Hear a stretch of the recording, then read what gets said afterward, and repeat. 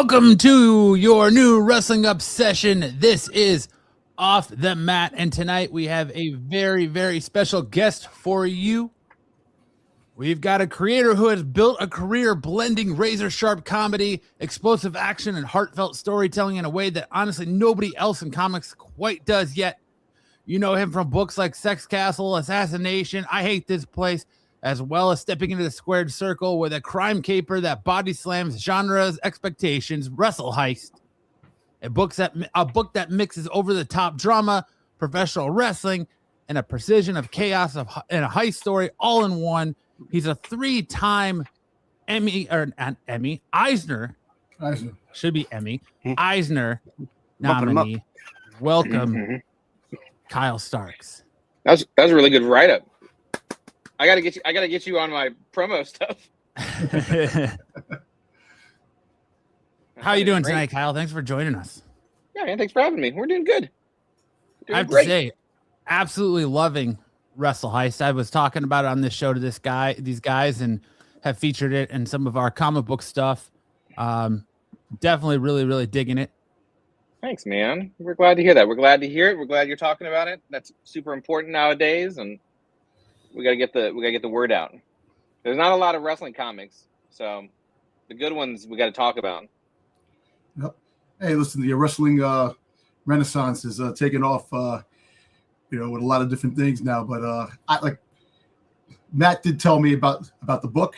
I read it, and I'm really intrigued, and I can't wait to see the finale and how it all ends. Comes to a because it's really interesting. It's funny and action packed, and a lot of drama. I like that. Yeah. That's what we're doing. And it also helps to be a wrestling fan too, so kind of. I think it helps. We try to write things. I do a lot of things that are kind of niche that I try to write so that the people who know what it is will enjoy it more than people who don't. But my hope is that Wrestle Heist would appeal to someone who just likes heist or likes having fun. I think it does. I think it has broad appeal, but certainly if you're a wrestling fan, you will enjoy it a little bit more. And it's easier to talk about to wrestling fans because the pitch is harder when I'm like, well, there's like a wrong employee and his boss is bad and he does this like event every year. I don't know how to do that. I don't know how to explain it to a non-wrestling fan. And it's easy with a wrestling fan. You just say, what if after the Montreal Screwjob, Bret Hart decided to rob WrestleMania? We're done. I've laid it down. It's easy. For my mom, it's an hour of me talking about it. See, this boss is really bad. It's like, why is he bad? Why does he get to be the boss? And I'm like, I don't know. That's just how it is. These guys get to be bad for some reason. Hey, a lot of us have those problems sometimes at work. Bad bosses. We work, make them the money, and we're the ones that suffer. Yeah. They're not out there doing crimes, though. Usually. Usually, it seems like a lot of fun to do a nice little heist once in a while. Yeah, that's true. Yeah. And it's got to be. Then it's just called embezzling, Dom. I think it's just called embezzling if you do it. It's not called a heist. There you go, exactly. It has a different you shave a little off here, a little off there. You got it. Yeah. And it's got to make your pitch better too, and you can go in there and be like, and then this guy's a heel and this guy's a face, and then he does this and gives himself a little bit of color, and you can actually use wrestling lingo versus. Yeah. And that's another thing. Like you want to be true. I don't like it when wrestling things don't feel like wrestling things, when they just feel like skins. You know what I mean? It makes me pretty angry. But you also don't want to go so lingo centric that people get lost. So So there are things that I could have said differently, but I didn't. But at one point, I think in issue 2, Gravedigger, who's like an Undertaker pastiche, says I think it's in 2. He's like, I had a terrible gimmick, but I got it over big. And everyone who edited the book was like, we don't know what this means. And every now in the book, they go, we don't know what this means. I just go, someone will. Don't worry about it. Yeah, I get shades of Mark Henry and Undertaker from Gravedigger. Yeah, just your classic sort of old head. Your classic been there, been around, seen it all, respected veteran. Mark Henry's good. He is notably strong. So you know what? I like it. We accept. And still, he's kind of like Mr. Perfect. kind of got the shades of Mr. Perfect. Who's Sterling? Yeah, Sterling. I think Sterling's sort of more vague than everyone else who sort of shows up the book. But to me, it was like he's HBK if he gets the $1 Million Man gimmick. Okay. Oh. Yeah, I see that. That's true. Yeah. I get real Paul Heyman vibes from Buddy. Well, Oh yeah. I mean, Oh yeah. look, you just mush together. It's always like, oh, look, it's Vince, the bad guy, the antagonist, Buddy Hansen, who is the promoter that does our main character wrong. They go, oh, it's Vince McMahon, but he looks like Paul Heyman. I'm like, well, really, all those promoters are bad. Like, we don't have to break it down to just one. Like, it's kind of a gestalt, but Paul's got such a great look, and it's easy to draw someone who's very cartoonish looking if you draw a little cartoony, and so he's about as cartoony as you get. So yeah, we went with a vague Paul Heyman look like a real greaseball scumbag. The way he, I mean, it's more like Paul E. Dangerous You're from right. ECW is Yeah. what he reminds me of than the current Paul Heyman, but Yeah, right down to the He's ponytail. he's too cool for the baseball hat, though. You know what I mean? Like this guy, Yeah. he can't. He's taking himself far too serious to wear a baseball hat. definitely. I think what I like about it too a lot is you take a very interesting take as far as wrestling books go, because if you do like do a power bomb and some of these other wrestling books, it's about the action, where these are more following characters after their career for, because Sterling is forced to kind of retire due to injury after being screwed over. It feels like they all are. So you're kind of following when they're in that con circuit, which is very much a new thing for a lot of professional wrestlers after who are still in their career, but even after their career. Yeah, I think, Do a Powerbomb is probably the best wrestling comic ever. I think that's pretty safe to say. It's so smart and it does so many interesting things. And certainly I think Daniel is very interested about the action more. He really wanted that action to be a part of the story, where I felt like it was secondary. So I try to get it in every book because I think it's very important to have action in a book that's an action book. But what they do in the ring, this is, in theory, this is recognizing it as it is, right? Like, I think that's the tough thing is like, whenever someone does like a wrestling comic and like they wrestle like gladiators is their job somehow, that doesn't make any sense. And then they're wrestling outside. Like, it doesn't make any sense to me. Like, it's like, what are you trying to tell? Whereas I'm sort of like, there's a backstage, they do a job. Their job is this performance. Their performance is this athletic endeavor, right? As you guys, I'm sure, talk about all the time, and as your fans surely know. So it's like, you want to keep it real. Like, where is the actual drama at? The drama is not necessarily in the ring, unless the drama outside the ring, in terms of Wrestle Heist, brings it into the ring, which is what we see how the book opens.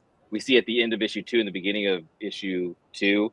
The book sold out. I can't spoil it, I guess. Issue 1 sold out. Gravedigger has to do a death match sort of to get another guy on the team. So we're gonna have a little death match action at the beginning of issue 2. And then it's like I want to get it in there. You want the action in there, but you don't want to shoehorn it. You know what I mean? So it's a heist book. So we start with some wrestling, and then we're going to slowly move into the heist. And we still try to keep some wrestling moves in there because we love to draw the wrestling moves and we love to see the wrestling moves. You see, like the action before the heist. You got to go through all the different levels before the heist actually begins, which is very, very intriguing because we all know that Sterling, his career could be definitely him personally could definitely be. I don't want to ruin it for people. I know that it's been out for the last 2 months, but he'd be permanently paralyzed if you really think about it. He gets his neck was so injured. If he takes another bump, it could be the last one. So that's even like at this point, any action that arises is even a matter of like, well, is it worth it for Sterling? Like how necessary must it be? And these are of course all things that we will see. We love a savvy reader, Tom. These are all things that we'll see, especially as the heist sort of comes around, is like, well, how far are we willing to go? How far are we capable of going? In theory, in a heist, should there even be any fighting? Probably not a good one. But of course, that's not interesting. And as you pointed out, we put a very specific concern, which is storytelling. It's going to come up. It's going to come back up. And it's going to be, I think it's fun. And I think I'm done. I'm done with the book. Like, I'm just waiting on colors. I'm 100% done as of, I think, last week. And I'm real pleased with the ending. The ending was harder than anything else because heists are very complicated, and I was ill prepared for how complicated they were. And so the last 2 issues were a ton of work, but I think it's a great ending. I think it's a fun ending. The book does what I wanted to do, which is that it's a good, fun wrestling romp. And it's like the only Thanksgiving comic also somehow.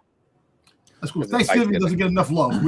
Thanksgiving always gets looked over because Christmas. Oh, yeah. As soon as Halloween ends, Christmas begins, and Thanksgiving gets kicked underneath the rug, which I hate. I hate it. I hate it. Every holiday gets a holiday. When I see a place decorate a place for Thanksgiving, I applaud them because I have to. Because, like I said, it's becoming a less of a big holiday, and used to be one of the big ones. Also, they found those decorations, so we got to shout out the effort. Exactly. Not easy to find. Easy to find. That's cool. So, with this book, like when you first got the idea to do this, and you sat there and said, you know what?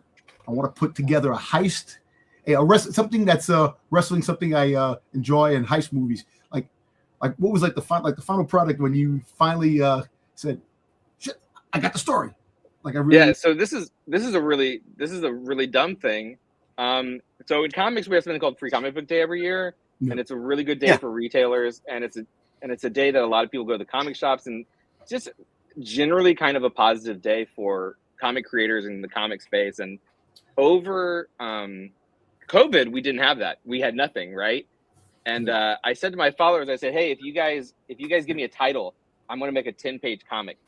And they send me the titles, and you guys, whoever gets the most likes or whatever on Twitter, that'll be the title.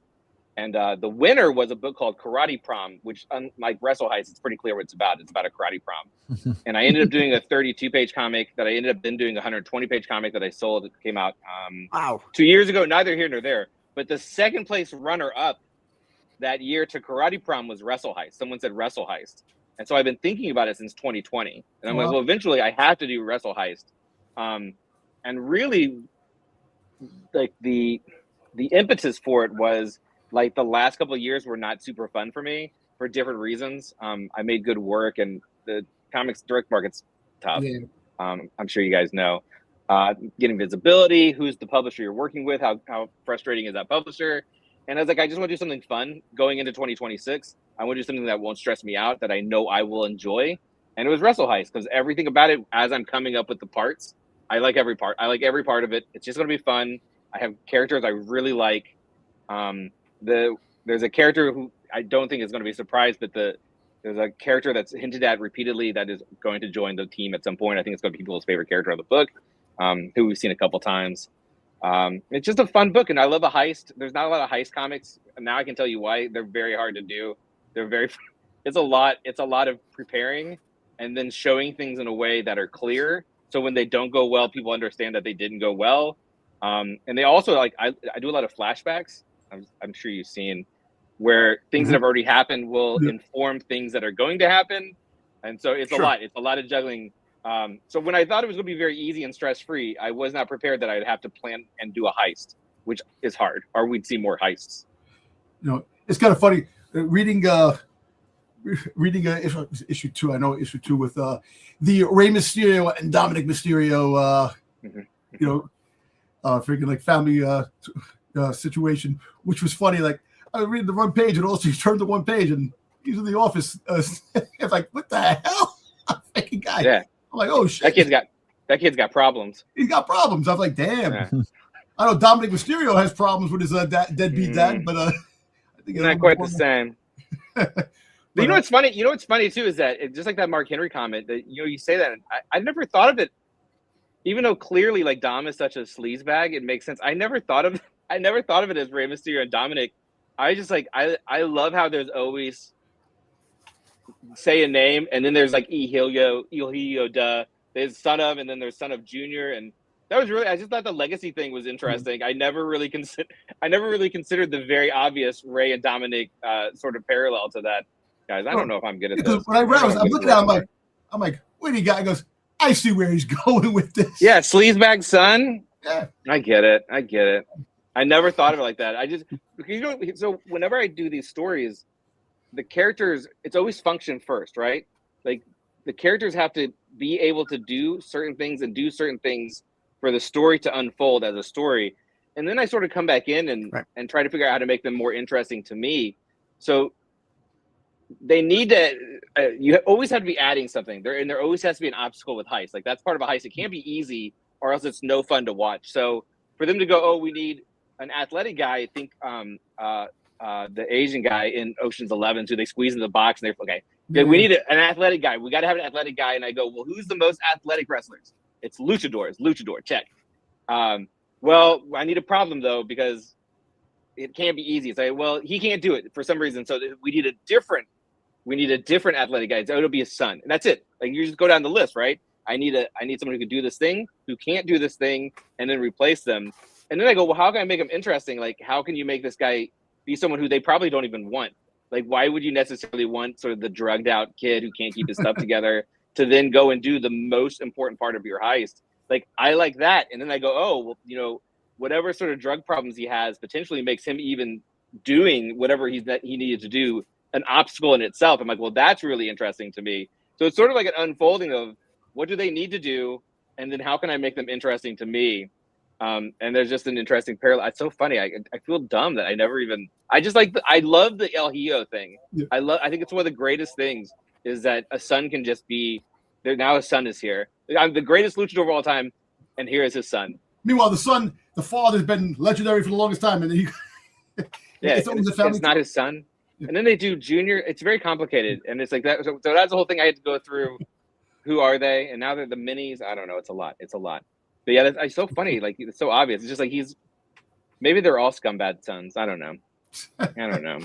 No, but really, it was an enjoyable read. You know, you sit there and you like. Thanks, man. After you read it, you want to sit there and you're like, I want the next book. It's like not many books today. Like when Matt came out, not many books out there today bring all the elements that you want in the story, and it really does. You know, like I said, you know.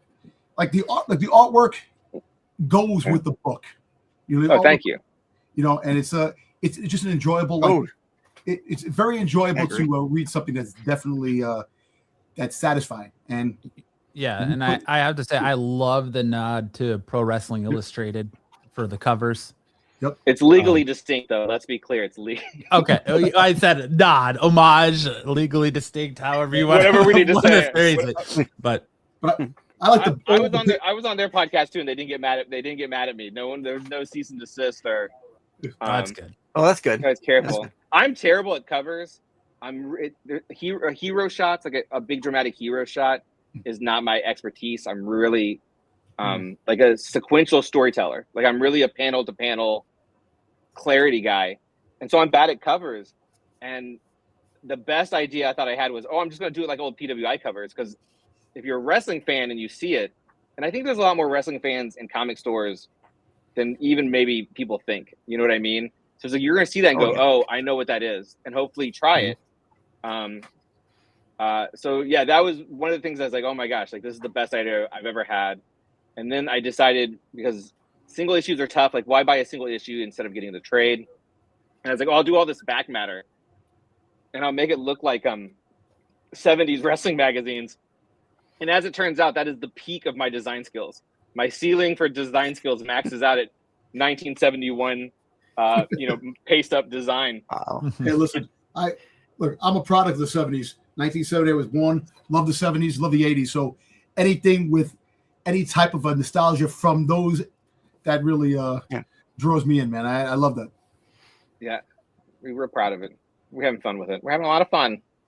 It's all about fun, man. That's it. You know, I think it should be. You know, people. There's a lot more wrestling fans out there than people actually. A lot of people are hiding, like wrestling fans, like the ones that are hiding, that don't want to admit that they're wrestling fans.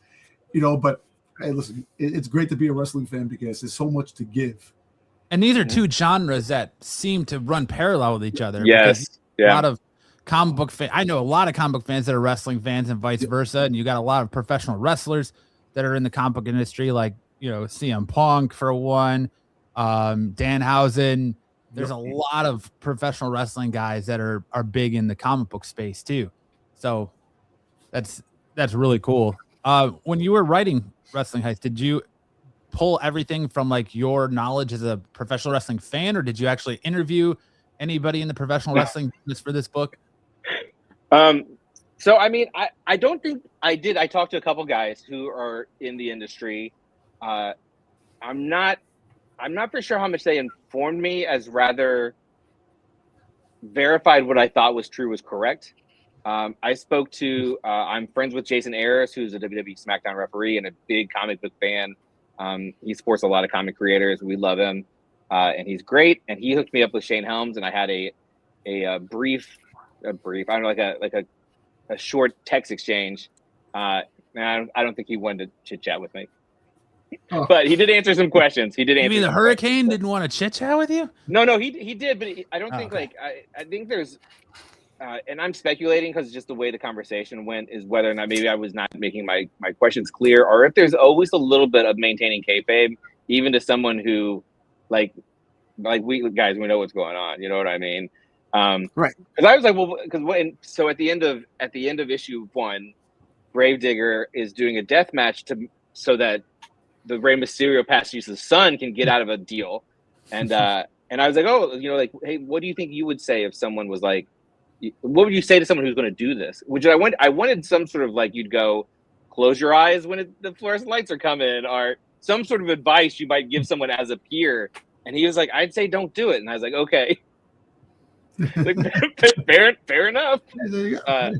But yeah, so they were both very helpful. But I'd say, like, I've watched wrestling and, you know, has been obsessed as almost anyone else and all the behind the scenes stuff has always been a little bit more interesting to me, especially since, you know, the mid-90s when it became very clear. So that was like, that's the whole, the structure of it. A lot of like there's some fudging things obviously that you have to do that I hope later on, like technical stuff when they're getting into the building, like someone's gonna be like, you couldn't. It's like, you know what? I think I covered. I think I explained everything. It'll be fine. So there's stuff like gorilla questions and little stuff like that Ayers was very helpful talking to him. Did I use all of it? No. There's dialogue stuff that he gave me that was which were not phrases that were so deep that you guys wouldn't know them. You know what I mean? Like they're like, it's a backroom sellout. It's a backroom sellout, which I think is the number one. They say, like, that was, like, oh, we do that. You say that all the time. And hit him with the thing. And I think I tried to get hit him with the thing in there somewhere, using gimmick. See, this thing, you'd use gimmick for everything, right? Like, give me the blank, gimme. Let's go. But there's one of the things where it's like, well, I can only use it a couple of times. And I don't recall if it made it or not, because, like, average reader will not have any comprehension. Like, it won't ever make sense. The pay window, like, there's a lot of stuff that you'd like to get in there, but you have to sort of. So he gave me some phrases, and we talk about. He's I think he's a good friend. So he was very helpful, and he's in the thank yous. I don't think Shane is. Sorry, Shane, you didn't give me enough. Wrestle Heist 2, maybe. Or Hurricane Helms. He's great. We love Hurricane Helms. Big comic book fan too. He's got that Green Lantern tattoo, so he's legit. Definitely a big comic book fan. There's more and more, like, you know, it's funny. You know, the whole genre of wrestling, they love a lot of the other stuff out there too. And you sit there, you scratch your head, like, oh wow, I didn't know you were a big fan of that, a big fan of this. When you find that they are a fan like us, it makes it a lot easier to do what you do. Plus, if you ever do get in touch with that person, you know, you get some the influence and there's some words of wisdom going into it, which is it's cool. I like that. Yeah, real cool. So, go ahead, Dom. Did you have a question? No, go ahead. Look, it's me. All right, I think Styx has a presentation he put together that he wants to run through for you. Something I put up through. Now, Kyle, we've the three of us here. We of course follow comics. You follow comics. You're in comics, wrestling. The one thing from the conversation I want to know is, how up on the product are you currently? Like, I'd say very. You're still an avid watcher, and okay. How do you feel about the product today? Okay. Which product are we talking about? We want to get a specific one. We want to do pros and cons. What are we doing? We probably talk about WWE because I feel AEW has great professional wrestling and great in-ring storytelling, but their out-of-the-ring storytelling is non-existent. So we primarily talk a lot more about WWE. Yeah, I'd say presently I'm primarily a WWE fan because of that specifically. But I keep up on everything. Like I'm even watching like JCW now, guys. I think everybody's starting to now watch JCW too, though. So I don't feel bad about it. Anything that people say is interesting, I'm gonna check out. I would say this is my hot take. The only thing that I've consistently enjoyed, like over the last 5 years, was NXT. NXT is the one show I won't miss, and not because it's the best show, but it does that '90s Attitude Era thing where everyone has a story, which I like, and also every single person involved is clearly at least trying to entertain me every time they go out there. So just like the sort of high school musical aspect of it is that, well, is it good?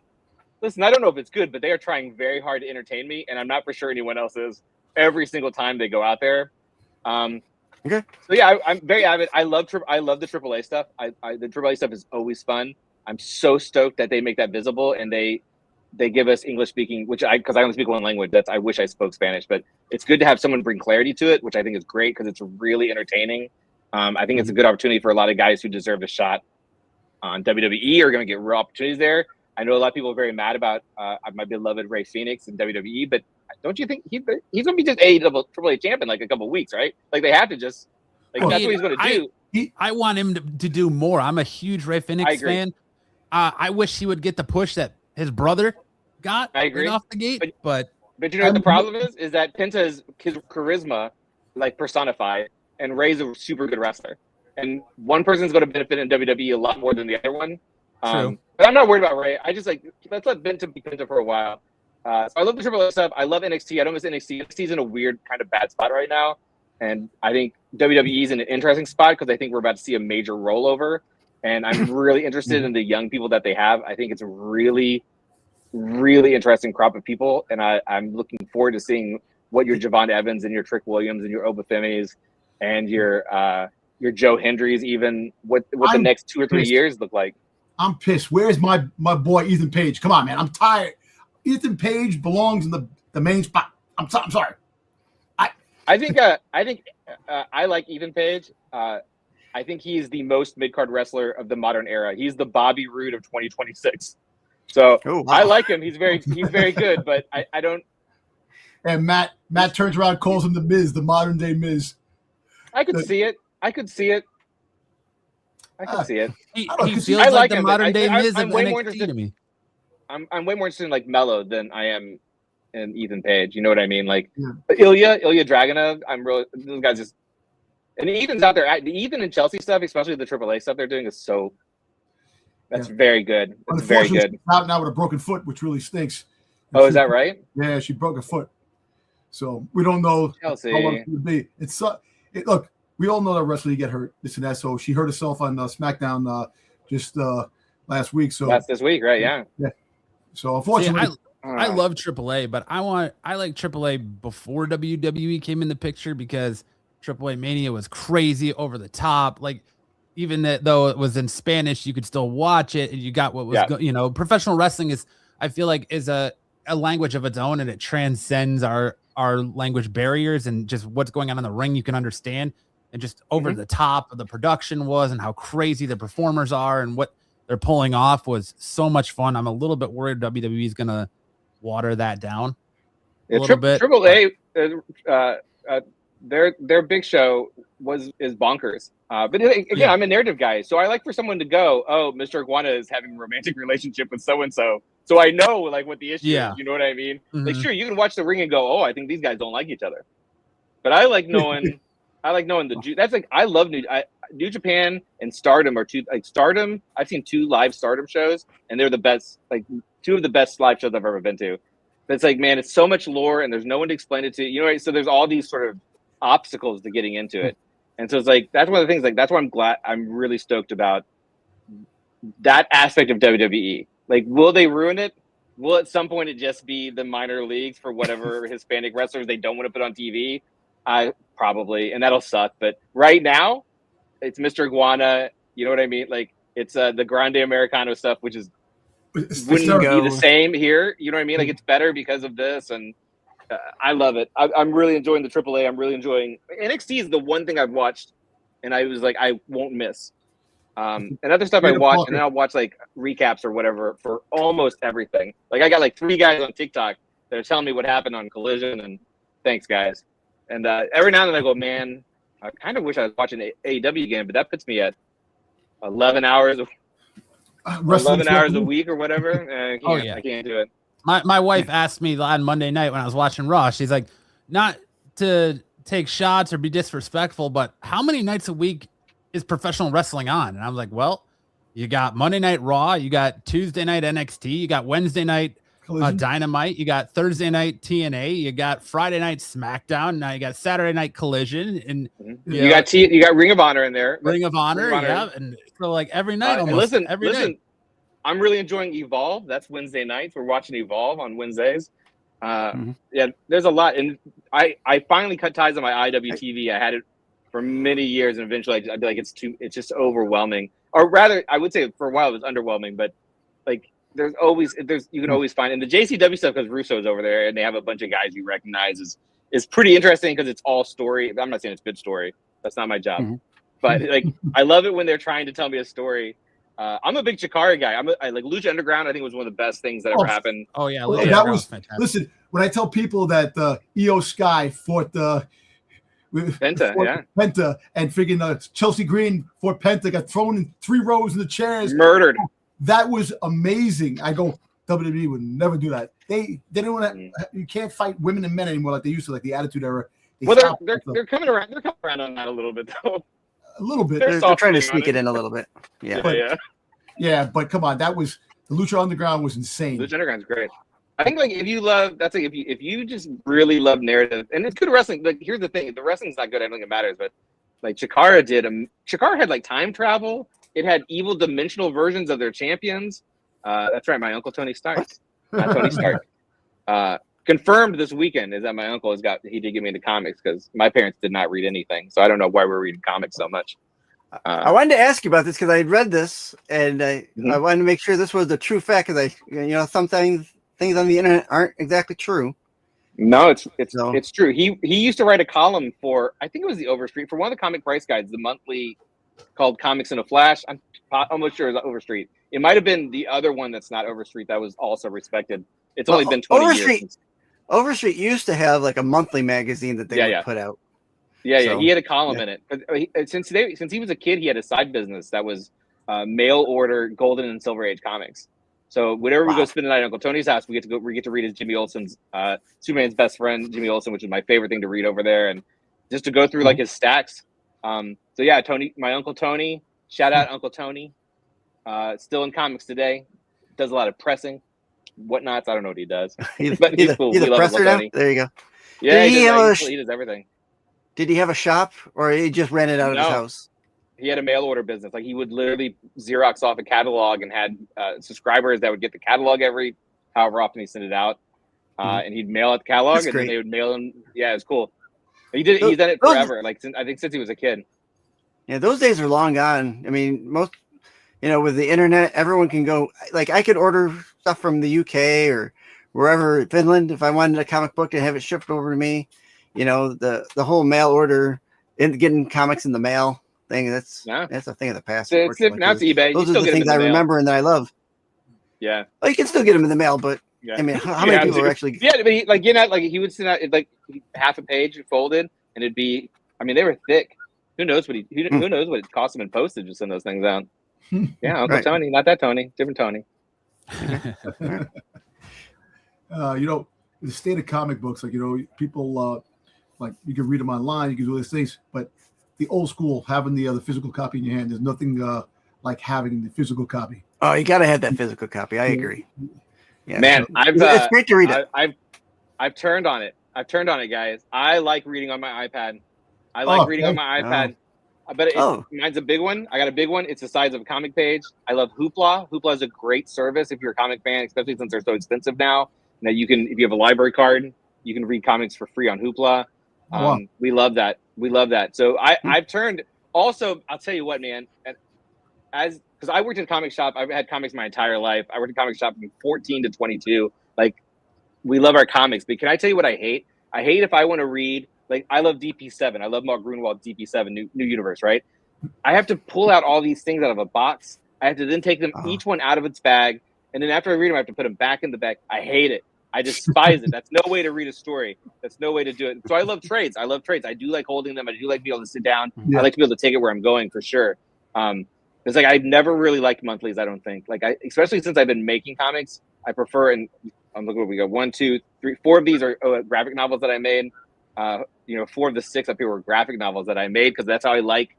I'm not a TV guy. I'm a movie guy, and even I think you'll see like issue 4 and 5 of Wrestle Heist should have been one book, but that doesn't exist. You know what I mean? Like that's not a thing that you can do. It's like, well, and number 4 is an 80-page comic. Here we go, guys. Like it's going to go up twice as much. Don't worry about it. So you breaking down sort of a thing into its chapter pieces, and it is episodic, which is the point of doing those types of books. But I like it when it's one long story, and I think people, especially with the trade, or when it's all done and you read through it, you'll see it's like this, right? Like it's not really episodic like those single issues.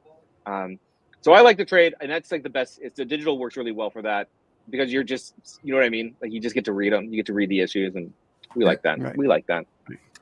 Yeah. So Kickstarter here, not your first foray into comic books, but was it really? Because I thought you had done something. I started with Kickstarter. Kickstarter started my whole career. Okay. Yeah, the first book I did was Legend of Ricky Thunder, which is a wrestling comic. My first comic was a wrestling comic. And the reason why it was a wrestling, this was I did the Kickstarter, 15? I think in 2015. I started the comic in 2013. And I was about to have my second kid, and I made like a little list of things I wanted to get done before I had my second kid and never had free time again.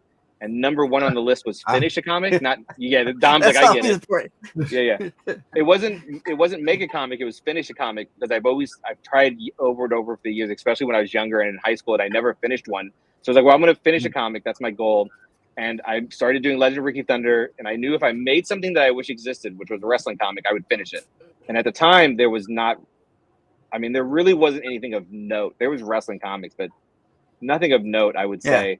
So I did it. I got discovered, and then before I got that's not true. People started seeing it. I was posting it on like a GeoCity, like a nothing site. You know what I mean? Like a word space. What are these called? AOL. You don't talk word.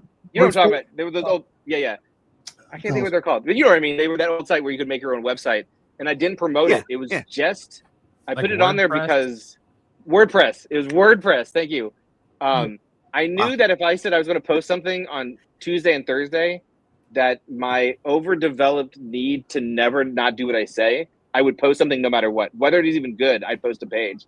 And so I put it online just to hold myself accountable, and it got discovered. And suddenly there's viewers. I'm like, I don't know what's going on. Like, I'm not even trying to promote this. And I did pretty well. So people are like, you need to make a book and you need to go to conventions. I said, okay, I'll do a Kickstarter. And so the first Kickstarter, the first money I made in comics, look at that, $8,600. We did all right. That's all in my pocket. Heck yeah. And I used it to go to conventions. And what happened is I fell in love with making comics. I fell in love with the process of telling stories this way. And so I then did my next Kickstarter, which was Sex Castle, which did about the same or maybe a little better. I don't know. Look at that! Oh boy, look at the Ricky Thunder. He could probably he could probably kick a bull in the face with a super kick. Nope, never happened. Well, listen, that's basically the way you draw the characters. Basically, the upper body, the small legs on a lot of people. Yeah, legs. I don't know. I like the spaghetti legs, and I get a lot of they skipped leg day. I'm like, I don't know. I just like there's an energy to it that I like, so I do it a lot. And the premise for Legend of Ricky Thunder is that this guy Ricky Thunder is an idiot.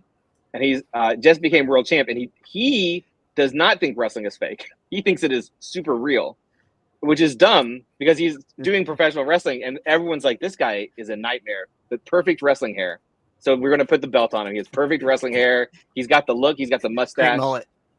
Yeah, and what happens is they're like, dude, it's not real. And he has this sort of mental breakdown because he's found out like his entire life is a lie.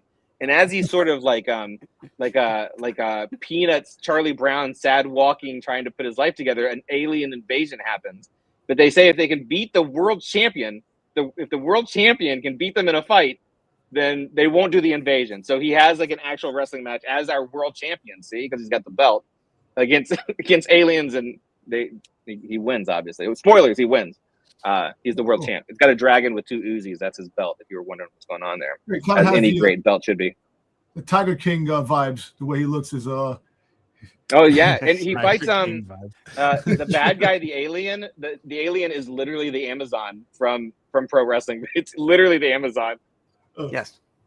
That's cool. Now I love your art style. Do you have a certain artist that you've kind of favored that you took, or is this just how you've always kind of drawn? No, it's stealing a lot of stuff. I would say definitely at this stage, a lot of Adventure Time probably was a real influence on, especially like the action of it. The other stuff, it's tough to say. I mean, it's funny because you have a lifetime of influences. I was really influenced by this Norwegian cartoonist named Jason, who does not do action at all. They're these sort of very cerebral but silly books.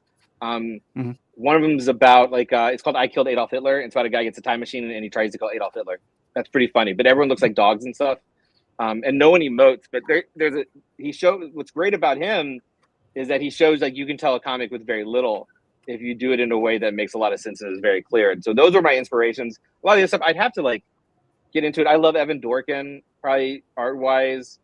There's an artist named Scott C, who I really like, who's not a comic artist. He's done some comics, but he's not traditionally a comic artist.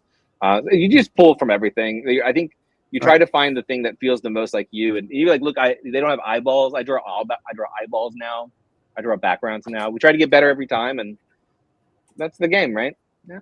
Yeah, absolutely. There's some old art. There's some old watercolors. We did a lot of dust. You kind of see the Amazon if you're a pro wrestling guy. Dude, I love the Hulk Hogan on a slide.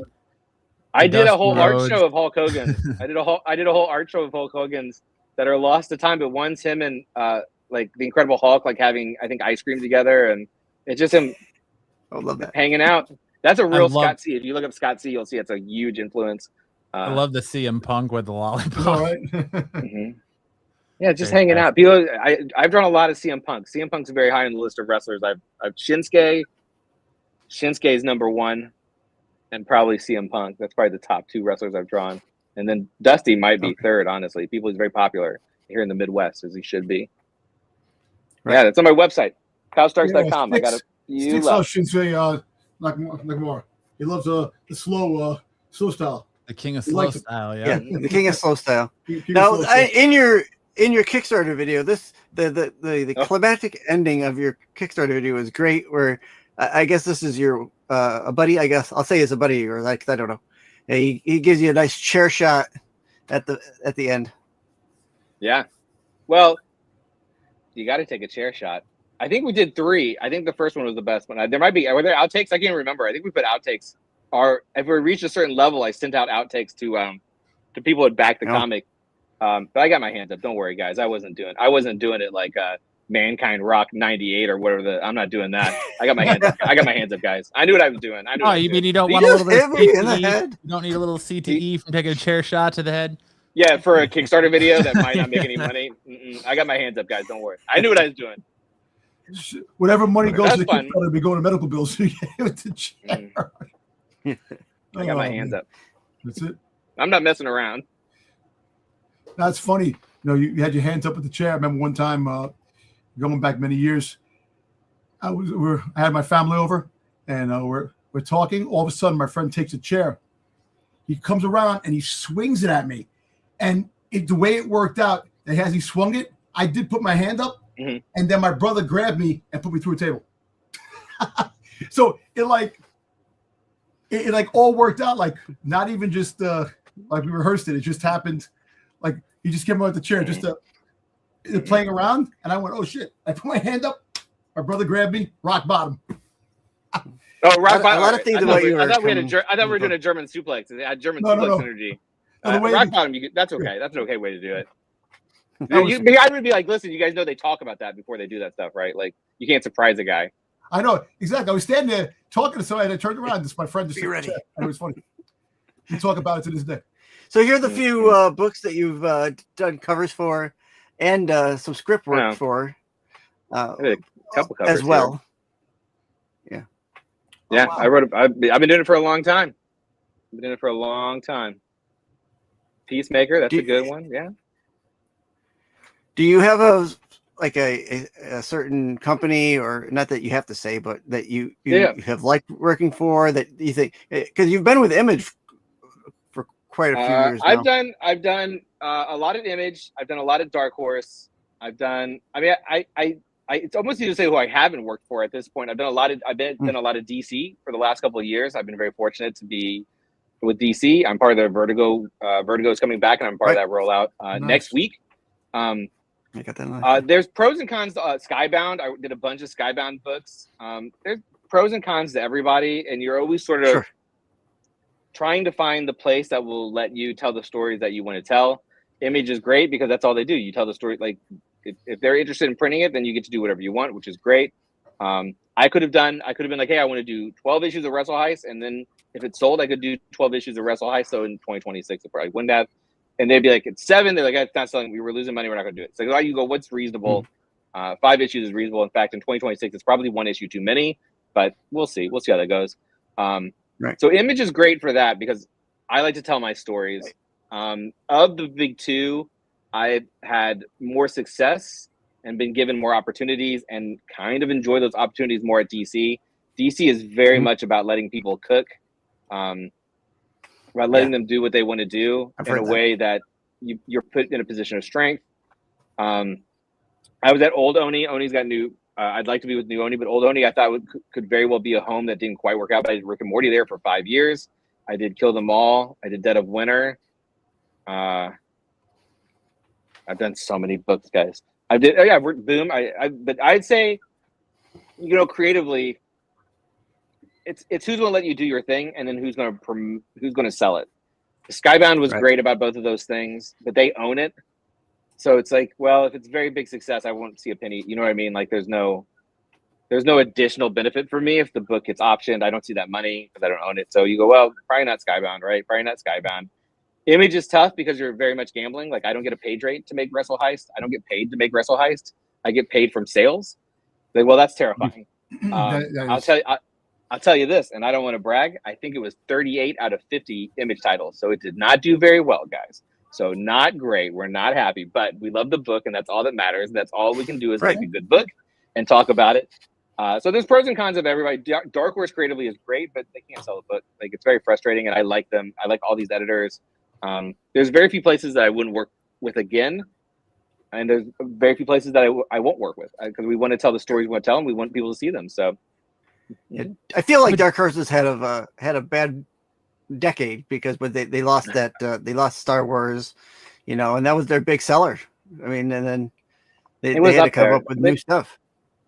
Dark Horse is interesting to me because why haven't we seen a Mask in 5 years? Why haven't we seen the Hellboy is still around? They had so many things that are, because why do you need those when you have a masterpiece like Where Monsters Lie sitting there? Like, listen, which I had to go to Kickstarter to do the 3rd volume because they couldn't sell volume 2. Which blows my mind because we on another show we talked about and reviewed that book, the 1st volume of the book, which sold out by the way.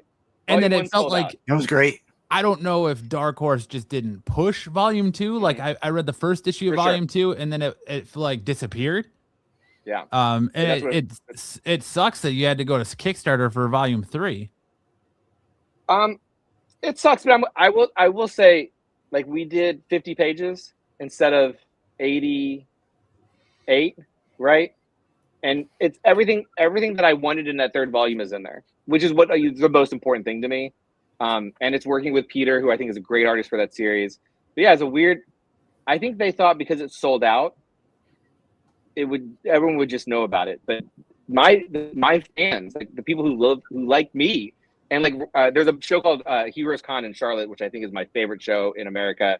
It's very comic centric. No one's going to Heroes Con to look for Deadpool stickers. You know what I mean? Like you either like comics or you don't.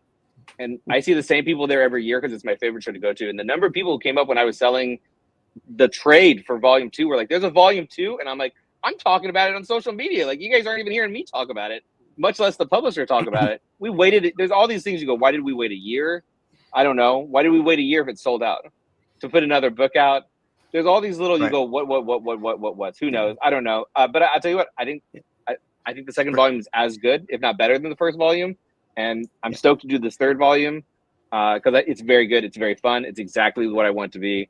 We love Where Monsters Lie. It's kind of the most. It's funny, of course. It goes bad. Or to say it went bad, it's getting made. That's the most important thing, and the fans will get to see it. That's the most important thing. But that's the most fun. That and Peacemaker are the most fun I've had making a comic in the last 5 years, probably. Just like pure, like just the most fun I had, and I think you can tell that when you read it. Both of those books, and of course, at the end, it's like, well, it turns into kind of a nightmare where I can't do the third part that I thought I was going to be able to do after the book sold out. What are you going to do? Comics. They're a lot of fun. It's super good. That's cool. Now, these are a few books that you've got on the shelf now, aside from Wrestle Heist. I'm not sure if you had any others. You can speak to that, but you had Devil on My Shoulder. Right now I have Devil on My Shoulder. Issue 3 came out this week. It's a 4-issue series. It's a bloody revenge. I'm immensely proud of that. It's with Peter Kowalski, who drew Where Monsters Lie. It is not funny. It is a dark, bloody revenge. We wrapped it up, obviously. Recently, I got to do the lettering pass for issue 4. It's everything I want it to be. I'm so proud of it. I think it's a horror classic. I can say that because no one's going to buy it. I can say whatever I want about these books. No one will ever know if I'm telling the truth or not. It's great, but I love it. It's for horror. I keep trying to do scary things, but I'm too funny, and they end up being not as scary as I'd like them to be. And I think Devil on My Shoulder, it does this sort of action horror, and I love a revenge. I'm really proud of that book. Issue 3 is in stores now. Trust me, they have all of them. That hasn't sold out. Wrestle Heist issue 1 is sold out.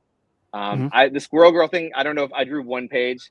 I drew one page of a comic. I drew the Fantastic Four and Mole Man. It was my one page of drawn art for Marvel Comics, which is pretty good if you're only going to draw one page. So I assume it's in that collection. And End of Life, of course, is my Vertigo book that comes out next week that we're very excited about. Cool. What can you tell us about End of Life? End of Life is, I'm so bad at this part. Matt did so good talking about my book at the beginning. I think I just need him to I got to get him on the payroll to summarize the books in a way that sounds cool. When I pitched this book, when we were doing Vertigo, in my head, if you guys are old school comic fans, I think of Doom Patrol and Animal Man. It's that's my, when I think of Vertigo, and even though those books technically weren't Vertigo, but in my head, Grant Morrison's they became Vertigo. They became sort of eventually. So this is very much sort of like your scalped Y Preacher, creator owned, doing our own little weird stories. And my sort of soft pitch was it's John Wick meets Northern Exposure. This hitman who's sort of an obnoxious asshole, mid-20s, sort of the age where maybe you shouldn't still be an asshole, messes up. He works for this animal-themed cabal called the Menagerie. He's Eddie Stallion. And he goes on the run because they put a hit. The entire cabal puts a hit on him, so he has to go hide out, and he goes to hide out in sort of bumfuck nowhere with his father, his estranged father who hates him, who also wants him dead, who is also a hitman, and sort of this weird little town of Northern Exposure characters, these weird little town, and how you go from sort of being a very selfish sort of playboy type in the big city to now you're in the middle of nowhere and everyone's trying to kill you all the time. It's a lot of fun. My editor on the line, Chris Conroy, who I think is one of the smartest guys at DC, he's also the Black Label editor, and he edits Absolute Wonder Woman amongst some other things. It was he's like, I get Preacher vibes from it. And it's yeah, that's it. That's what it very much is. Kyle Starks' Preacher, where it's sort of a nonstop series of violent, weird situations with unique and interesting characters that has hopefully a lot of heart to it and a lot of charm and humor. And I'm very proud of it. We're doing 12 issues for sure. The first 4 issues are done. Oh, wow. Actually, I'm writing issue 10 right now. The 4 issues are drawn and lettered, and 3 are colored. It's happening, and I'm telling you, it's a good book. We just hope people read it, which is every Kyle Starks book. But this one, I'm especially proud of. All right. Nice. No wrestling in that one. But I try to. I actually should look because I always try to put something. Because I love wrestling. In Rock Candy Mountain, which is a Kung Fu Hobo epic, that was Eisner nominee number 2. No big deal. At one point in time, a guy outright does the Kinshasa. It says it on it. It says Kinshasa. And there's a lot of German suplexes, I think, in my books and clotheslines. And you always try to get a big boot. And kill them all. One of the villains is a luchador, a crime lord. So it's always in all of them. We love our wrestling, and we're always sneaking in there somehow because we can't help ourselves.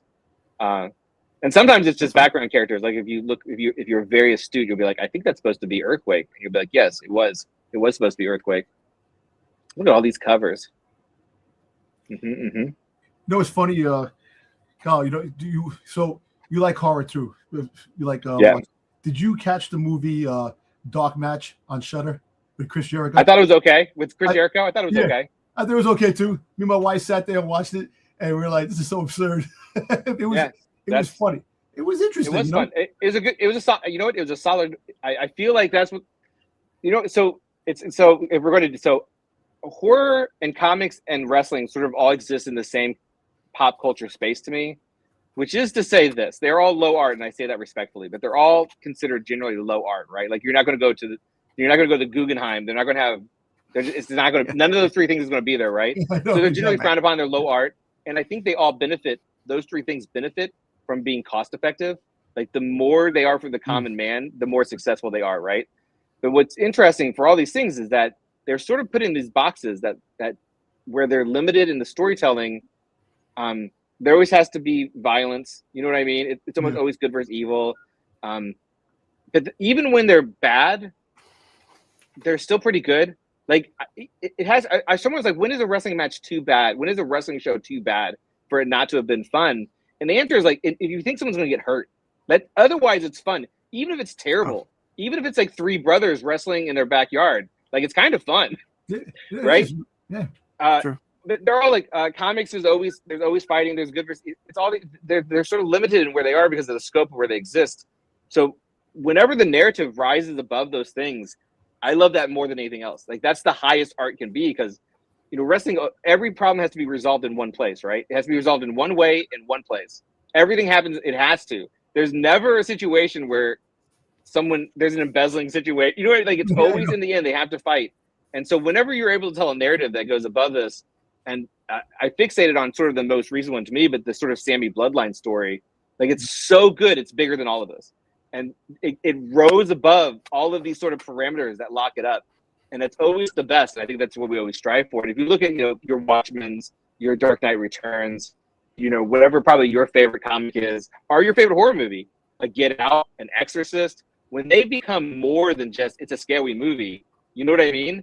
Yeah. It's beautiful and it's wonderful. Whereas like a really good drama book, they're supposed to be good. Like, but for wrestling, it can be three guys literally on a wrestling mat. You know what I mean?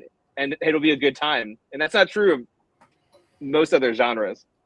And you know what the funny thing is that sometimes when things are really bad, it's so good. That's the thing. Yeah, it's better. The acting's crummy. The acting sucks. You sit there like, oh my God, it's so cheesy, but why do I like this so much? It's just freaking, it's great. It's great. It's the nature of the art form. Oh, yeah. What was I think when Colt Cabana used to do that? Do you guys remember he did a thing where it's like really bad wrestling, and he had that guy like Ice Train. Do you know what I'm talking about? Does anyone know what I'm talking about? And it was like really bad wrestling. And it was so bad. It was literally so bad. It's good. But like, that's the thing is like that movie, that Jericho movie, I would not say is a bad horror movie, but I would be like, man, I wish it was filmed. I wish like I wish it was filmed a little bit better because it feels like they're using like a cell phone to film it. That's my only complaint, right? It's fun. But like only horror do you go, it's still good though. Only comics and wrestling do you go, it's still good though. And like, that's what's great about those. Like they're always still good though. We're looking when they rise above, like Wrestle Heist does. We all agree. Everyone agrees. Wrestle Heist rises above. Yep, it feels so good when you find one, and just like, oh my gosh, it's so good. It's so good. Look at all this cover. Sold out. Can't get it. Nice. That's awesome. Mm-hmm. See, now I'm gonna have to get a cover D down the road, and whenever I do a lot of the convention circuits, I go to a lot of places. I have to catch you at a convention, and. Yeah, I'm gonna. Everything's complicated and nothing's easy. I have two big conventions coming up in March. I'm doing Emerald City in Seattle, and I'm doing C2E2 in Chicago.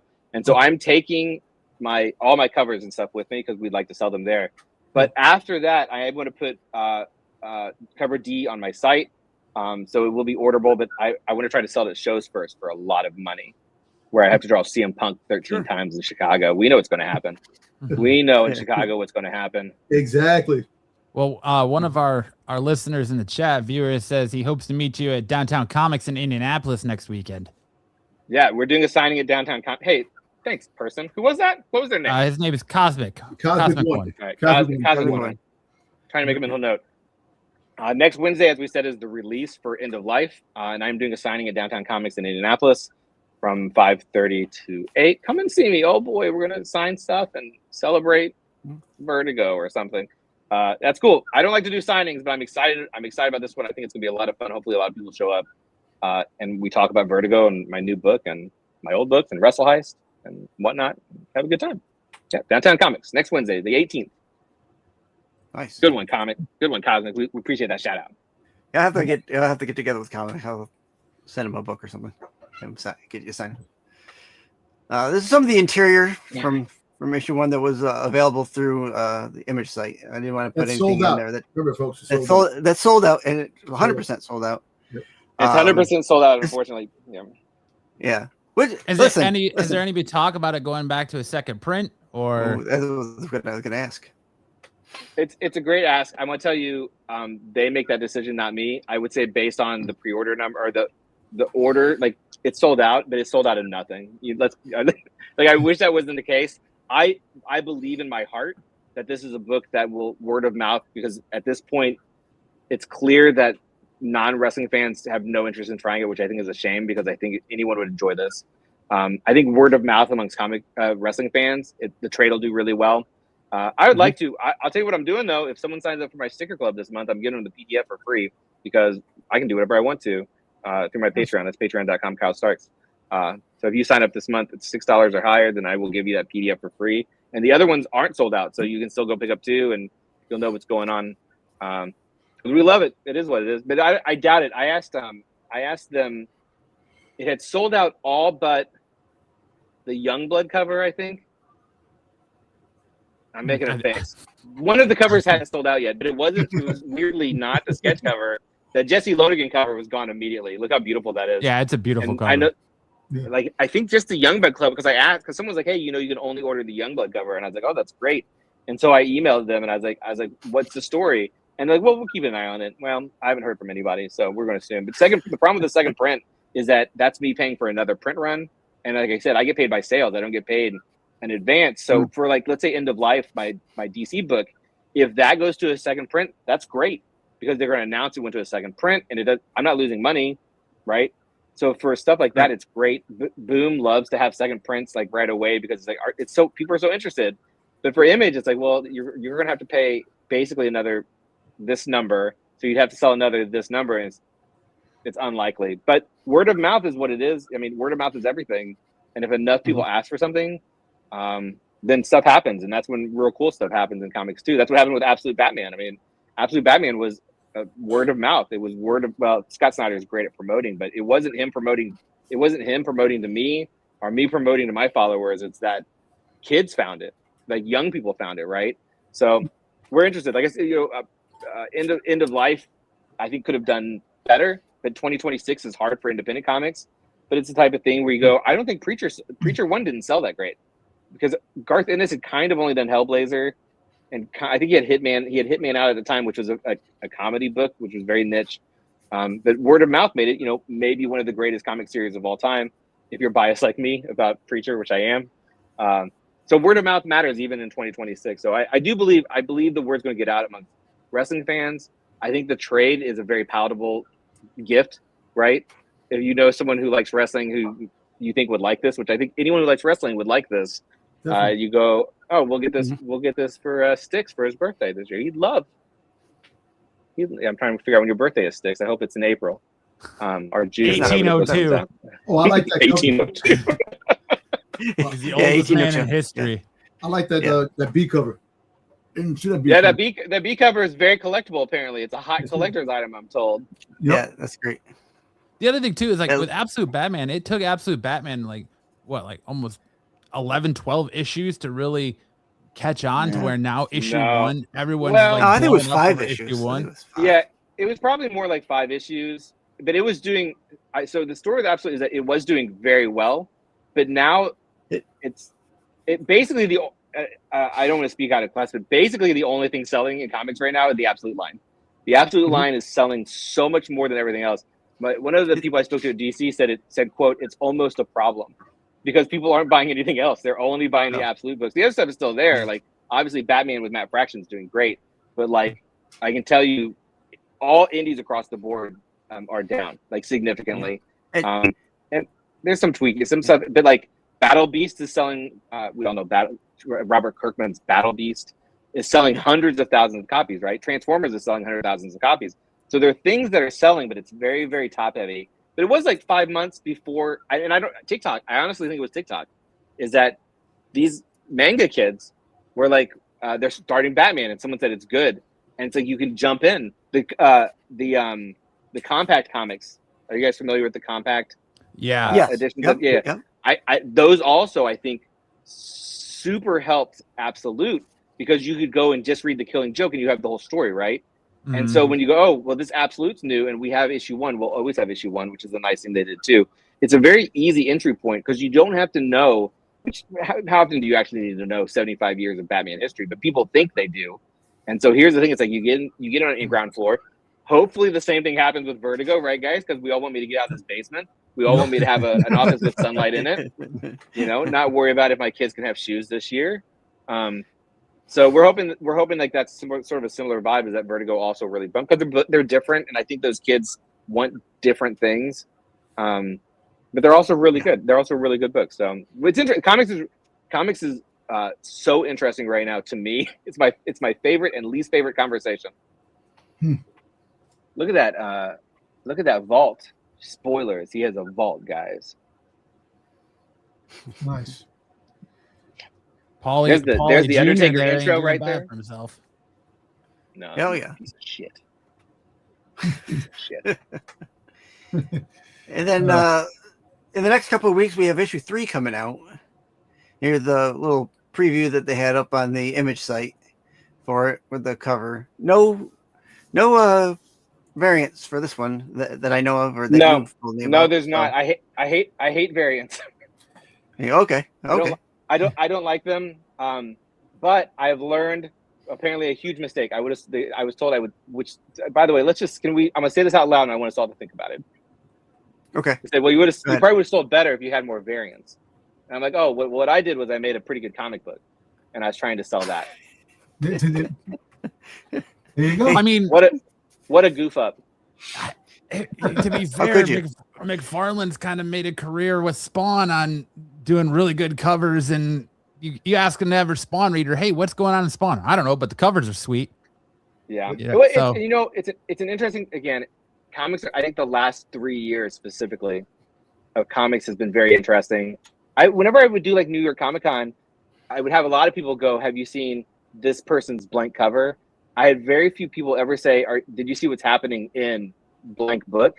And it was very telling, I think, of where sort of the industry has been are sort of leaning towards, which is sort of away from how important these characters and stories are. And I'm talking about Big 2 stuff because Big 2 has more variants than anybody, right? Absolutely. But here's the thing, again, I don't get paid to make an image book. It's all I pay the colors. I have not recouped the cost for my colors for 5 issues, and I won't until I get paid from royalties, which are issue sales. So like, well, how am I going to pay? It's my favorite, and we love DWJ. We love Daniel Warren Johnson. He is the most visible wrestling fan in comics. And he's great, maybe the best artist in comics. But so many people are like, why didn't you get Daniel Warren Johnson to? And I'm like, I don't know, because it's like $9,000. You got $9,000 for me to do a variant cover? Like, yeah, there's no way to justify. My wife would be like, we're taking a loan out, we're taking a second mortgage out so we can have a Daniel Warren Johnson cover. So it's like one of the things, like, well, how do you even do it? Jesse Lonergan, I think is one of the best artists in comics right now. He has a book called Jerome, which is a brilliant piece of comics. And he did that first variant. He's my friend. He did that for free. Thank you, Jesse. You're the best. Jay Gonzo, who did cover B, which is selling great on the secondary market. It's very collectible. He did it as a favor. We're friends. We have lunch at Heroes Con every year. You know, like I don't know how you do it without knowing how many issues you might potentially sell. To go, well, if I sell 8,500 copies and I make $8,500, how many variant copies can I pay for? And then the next issue is going to be half, guys. I'm only making $4,000 on the second one. So how many variants can that one have? I have to make money too. I don't know how it works. I don't like them. I like comic books. Issue 4 and issue 5 have variants. They haven't announced the issue 5 variant, but the Image is doing these crossovers right now. That's fine. I'll participate in that. And I'll tell you also, as long as we're talking about variant covers, is that I was very much hoping for sort of a Tony Fleek's Stray situation where I would do a bunch of retailer variants and I would just do a million of these magazine covers, which I would do because retailer variants support stores and we love that. And they want to have their own art and their own stuff. Yeah, no, probably because they're not reasonably priced for a retailer to do that. I didn't get a single offer. So like we could have had 20. We have 2. That's fine. And a sketch cover. That's fine. And sketch covers are the best, because you get to work, you get to have something on it that that they have the header, and you can get a piece of art that actually matches that header. And and those books are now more popular than ever before. The sketch covers. I love them. When I did Rick and Morty for all those years, they were basically printing money. Like when they quit making the sketch covers, I became very cross because it's like that's for conventions. Like there's a lot of that. So we do like it. So that's my choice. I was like, we're doing a sketch cover because this is a book that I draw, and if it's a book I draw, then theoretically I will be drawing the characters for a while. One hopes. But the great thing about Wrestle Heist is that no one's going to ask me to draw Spider-Man on it. They're going to ask me to make me draw. Who do I not want to draw? Macho Man. You know what I mean? I don't know. We'll see. I mean, it'll be a bunch of stuff. Hogan. Guys, you never know. You might have someone walk up to you at con and say, "Listen, can you draw, Spider-Man wrestling Bonesaw on this cover?" You gave them the idea that I'll say like I'd rather not. Guys, I'd rather not. I'd rather not. There you go. So here's a QR code. It'll take you right to Kyle's store and his website. Cool. So I picked out a few things from the website here just to kind of show off that I thought was kind of good, that kind of keep with the wrestling flavor. You still have copies of the New York Comic Con. That is true. Exclusive ash can. That is true. $20. There you go. They're numbered. I do have those. Who I don't remember who it was we were talking to, but they said that they had not a problem selling at New York Comic Con, but because of the fact that there's so many variants at New York Comic Con, that their sales didn't peak like they had in the past. Yeah. It's such an interesting show, and there's not many shows that almost everyone you talk to is a comic book fan and knows about comic books, and New York is 1,000% that. I will say, I'm just going to talk bad about my life in a way that sounds positive but isn't. Like I made more money at Memphis Comic Expo than I did New York Comic Con. So why is that? I couldn't speak to it. I don't know. There's so many people there. There literally everyone's there, and you go, well, if Frank Miller's there, how far does that push me down than if the top guy is just Jay Lee or whatever, right? Like you know what I mean? Like there's a thing where it's like, well, Kyle starts. Where are you on the pecking order? Right, where I feel like I exist in sort of a very singular space. I don't think anyone makes comics like me, for better or worse, but I'm a very distinct thing. Is that bad? Is that good? Is it because I'm too niche? I don't know. We can think about it all day and all night. I know when I did Rick and Morty, and I also did Rick and Morty when it was the most popular thing in the world. Like New York Comic Con, I made money hand over fist, like an embarrassing, like a dangerous amount of money I made at New York Con. I wasn't for sure how I was supposed to transport it safely, right? But the last 2 years haven't been great for me. And you go, well, why is that? Because am I not visible enough? Am I not recognized enough name? I don't know. I think that's true. I say it often. I think at best, I'm AAA. I'm probably AA in terms of fans and retailers and consumers where they know me. They probably know books I did and they didn't know I did them. Everyone bought a Rick and Morty. A lot of people read Peacemaker. That was me. My Lobo book sold out, but they also didn't print very many because they didn't promote it. So it's like, well, so there's a lot of like, why did I not do well? Is it because there's too many people there? I don't know. I did this thing where I go, if I have something collectible, then surely they would want it. And it turns out the answer is they did not. So I do have the Wrestling Heist edition still. Yeah, you have to fight against like 14 different variants of covers for Transformers #1 reprint, or like 90 absolute Batman exclusives. And the good thing is the good thing is you miss out on like having fist fights at your table like they did for that Spawn book. So yes, I was there. Try me. I'm gonna tell you, if someone has their wallet out, I'm not fighting them. Right? You get your wallet out, you win automatically. You win automatically. Hey, Kyle, Get the chair. I'll take the chair shot at, and we'll see. Hey, Kyle, I'm at New York Comic Con just about every year. I live in New York City, so I kind of and each year it gets crazier and crazier. I talk about the fact that Comic Cons back then, nobody wanted to go to Comic Cons because that's a nerd thing. All of a sudden, nerd things are now very popular, and all the people that never wanted to go take away from the people that go religiously and the normal personnel. And that stinks too. That's why you get a lot of people that go there that aren't really interested in the comics. They go there to look and buy other niche things. I'm not for sure how much of those guys go down into the artist alley section though.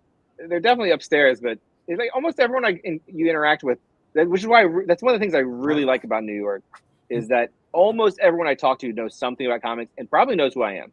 Like if they're at my table, they probably know who I am, and I like that because the community of comics is the best thing about comics. When we're all together and we're talking about, remember that time Punisher got on the jet ski? Like that's the best, right? Have you read this? Oh, you like this? Have you read this? And I think New York and Charlotte both do that, though New York is a nightmare. I've heard a lot of people say, you might want to speak to this, Dom, is that one of the big issues last year was that there used to be cheaper parking. Yes. Like that's a real thing. If you have to pay $50 to park, two people aren't getting $20 from you. And you know who's going to be first? It's going to be Kyle Starks, unfortunately. Wrestle Heist is really good, though, guys. Check it out. Definitely. But you know what I mean? Like, all that's a sliding scale. It's like, well, someone has to eat it. The more money you spend, the less amount of money they're going to spend at the show. Bad enough. You pay for the tickets, the parking, the hotel stay. So there's a lot of people that the food while you're there. Yeah, it all adds up. Oh, that parking thing, it makes a curious amount of sense because I heard there used to be cheap parking around the Javits that is now gone. Okay, you're nodding. Yeah, that's what I heard, that there used to be cheap parking that people could find that just doesn't exist anymore. My brother's handicapped. They took away the handicap parking. He has to park someplace blocks away. What? And to go there down in Hoboken. And it really sucks because like when he comes down, so we're going to New York Toy Fair this weekend. We're going to be at New York Toy Fair, and so he's coming in, and I push him around the wheelchair. He has to find parking, so he tries to get downtown early to find parking, and it's ridiculous that they took away all the parking. That's crazy and stuff like that. So the city doesn't care about that, which is really bad.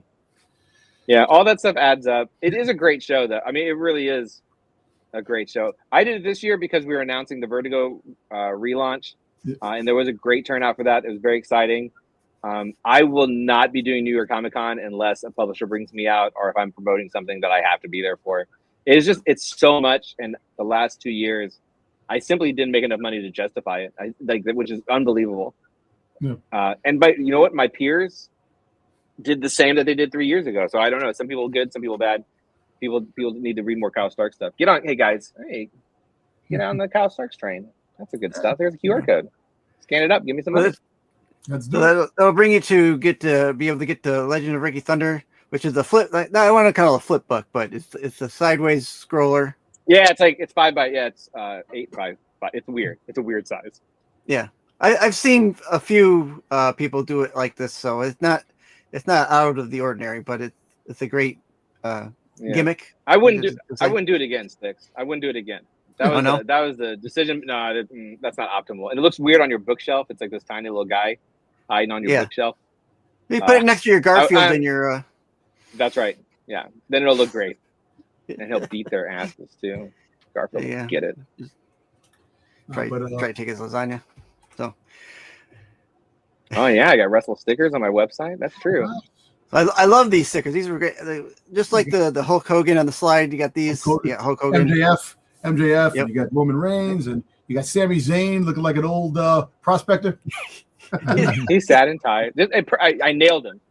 Yeah, you did. Nailed him. You did. That's cool.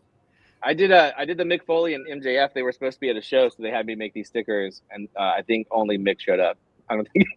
I mean, I have a bunch of these. I have a bunch of these stickers, guys. Feel free to throw me some money. I think they're cheap too. Was it $10 for 5 stickers? I think it's $10 for 5 stickers, guys. Maybe that's the best deal you're gonna find. No, that's great. You can't find stickers like that in stores over here. You got to spend more money. No. I mean, the only way to get them better if they're scratch and sniff or puffy. So, Yeah. You don't want wrestling scratch and sniff sticks. That's disgusting. No, maybe not. That's- That might not be the way to go. Exactly. Hey, no. Yeah, not those. Make some shrinky dinks, man. Come on. Like sweat, Shrinky dinks. There you go. staph infections. Presto Magic or whatever. I do have some questions I wrote down after reading issue 1 and 2 of Wrestle Heist. Kind of after issue 2, I felt like, is Wrestle Heist more geared towards a story about stealing something or about somebody trying to reclaim something? Because I almost feel like, yeah, the heist is at the center of it, but it almost feels like Sterling is actually trying to reclaim something more than just pull off this heist. Yeah. I would say that I have to be careful, but I'd say that is a very astute observation. Is that so? And very much the idea comes because he was so wrong that he was paralyzed at one point, but he was injured so badly he can't do the thing he loves anymore, and so there is that. How do I take care of my family? I need a lot of money, right? And what better way to get that money than to sort of get the guy who got me? But I think all of it is that it's maybe more for him and even Gravedigger and Gravedigger is broke too. It's less about the money and more about getting one over on Buddy Hansen, who has screwed so many people and has been such an awful person. So I think for them, it's a sort of a dual motivation, but that's definitely part of their intent. And again, I don't want to give anything away, but I think when you'll get to the finale, you'll be like, I said something to that guy, and he said, very astute. But yeah, they're all different. I mean, they all have different motivations, and the fifth member joins. Gotta be careful. The fifth member joins next issue. It's not a surprise who it is. I don't think if you're paying attention. And there is sort of another spoiler secret member that comes into play later. That's also set up. And they all have their reasons. And maybe only Hio is doing it just for the money. Like, he's maybe the only one who's like, money would be good. The rest, I think, are all like, kind of fuck that guy, and he deserves this. And because of the nature, and he says it several times, I think in issue 1 too, like where he don't try to humiliate Buddy Hansen. Like, don't even try. It was like, well, that's what they want to do. That they want to take his money for their families and for what they need to survive, but also screw that guy. Me too. Yeah. Me too. I think of Paul Heyman Hmm. when I read Buddy. I should have had more holding like a hard vowel than with him, like he likes to do. Especially on those old ECW promos, he would hold an E for like 20 seconds. Like, well, calm down, you're gonna have an aneurysm. And there was also, like, after reading issue 2, something I kind of sat with for a little bit, and I was is Wrestle Heist, in your opinion, as the creator of it, is it a true like love letter to the professional wrestling business, or is it almost in some ways an indictment of it? Well, listen, I don't think it's an indictment. I do think it's a love letter, but I think, like, especially as we're all here, we're not modern, where the boys themselves have changed an intense amount for what they were like when they weren't in the ring and when they were on the road, and what they were doing and how they interacted with other people. It's very referential of a past of wrestling, and I think Broadview was like, those people were mostly bad. Like, I think that's not an indictment. Like, that's just how it was.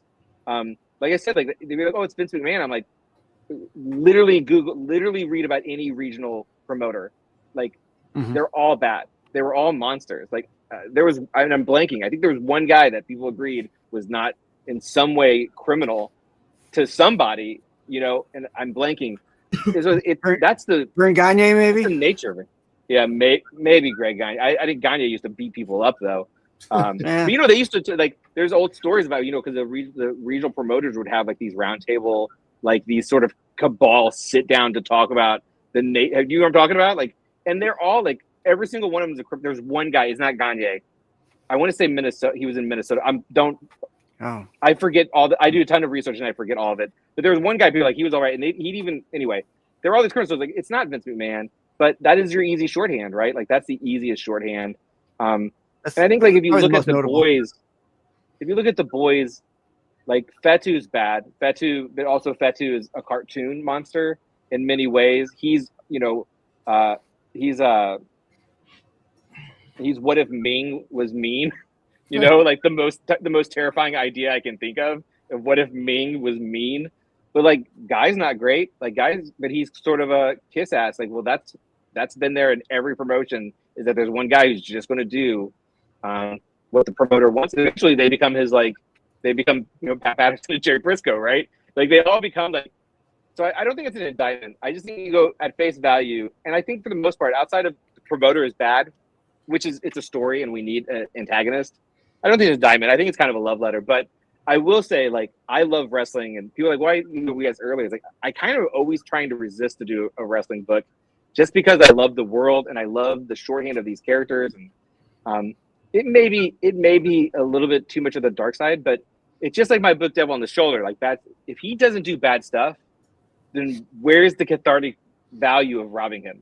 I want like that guy should deserve this. It shouldn't be, well, he probably has kids or a sick grandma. Like, you just take it because he's rich. Like, so having like things that in some way reference real historical things, I think just makes it more fun for us as wrestling fans. But also, he's got to be a bad guy. They all got to be bad guys. Mm-hmm. I don't like a gray line where they deserve it and they deserve to have his money. That's what we want. Yeah. Yeah, you don't want to rationalize him having families. You want to just be straight up. Oh no, he's the villain. He's this, he's that. Yeah. He doesn't have family. He's awful. Don't worry about that. You gotta worry. Yeah. No one could love Buddy. That's a good question though. I don't think. I just think there's a lot of people like, when is it set? And I'm like, who cares? Like there's cell phones. No, that doesn't like, matter. Who cares when it's set? Yeah. So it's like I would say it probably does lean more where Buddy, Guy, Fatu are very much sort of like late 70s, early 80s wrestling, where Sterling and they're all more modern characters. You know what I mean? Like there's a lot more video game playing with Sterling Steele than hitting the bars with the boys like he used to. And I hope Ming pulls someone's teeth out of their head. If you're lucky. And I think a lot of people are just looking for that, for you to say, okay, it's set in this time, so they can try to connect characters to this. So like you know, like you've said Vince McMahon, I've said Paul Heyman as far as the Buddy character goes, or other promoters. I think you're just looking for that string to connect them to pull to. Everything's very much a gestalt. Put a lot of, put as many things as you can in one place, because I didn't want to do I don't want to do Kurt Hennig, because that's also be a different story. I don't want to be, look, it's Kurt Hennig, you guys like him. It's like, no, it's all these, I'm putting a lot of stuff in there, because if I only do this one other wrestling book, I kind of want to reference everything that I like about wrestling, right? So he's like, the Mr. Wrestling thing is very much, I think that's where you got the Mr. Perfect thing from. But like, man, think about how many guys have gotten that terrible gimmick. Like, I love that. And that's a back matter. That's not even in the story. Though, like Gravedigger calls him Party Boy because that was the gimmick he had when they met, which is the wrestler thing, is that you call people by the gimmick that you know them by, and that's just their name. And like, I think that's funny. And if it's a terrible gimmick, I think that's funny. So there's some of it's in the back matter simply because I didn't have enough space, and you're building a world that's, again, it's a lot of sort of pastiches and archetypes, but it's none of those guys. It's not people are like, oh, it's Bret Hart. Like, it's not, though. It's not anything. He's not anything like Bret Hart, but you just get that as shorthand. He's nothing like HBK, but you get the shorthand. And I love the idea of the $1 million man needing money and having to do it. Like, that's so interesting to me. Of course he's going to have that gimmick, because I think it makes it more interesting. So yeah, I think that you're true. People don't always, but I think also people don't like when they don't know exactly when things are set. But I think it's modern times. I think it is. I don't know. Yeah, it's whatever you want it to be. It's not Bridgerton. It's not, it's not a period piece. Yeah, it's not. It's not. No. Have you thought about, with making this book, like if Vince McMahon or Tony Khan were to sit down and read Wrestle Heist, about like maybe what they'd get wrong about the book, or what they would get wrong about the direction you're trying to go with the book? Well, I think the biggest concern is if someone in wrestling, if a wrestling professional read it, would be like, that's not accurate. You know what I mean? And I think that that's something you go, well, you have to tell a story still. I try to be as accurate as I could with the information presented. Can either one of those guys read? Do you think they for sure can? Can we prove it? I don't know if we can prove that they're not sitting down to read anything. I have a feeling Vince McMahon's reading a lot of things nowadays. So with all the stuff he's in, so a lot of long legalese words and those a lot of things legal jargon. Yes. So I think the concern, the hope is that it's just like if Ari Aster read Devil on My Shoulder. I hope that they go, wow, that was a great horror yarn. You know what I mean? I hope they go, that what a fun wrestling story. There's not very many of those.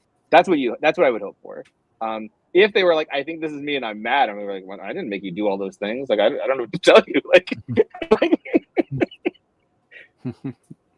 What do you think? What do you think is the most indie wrestling moment in this story that a real professional wrestling fan would appreciate?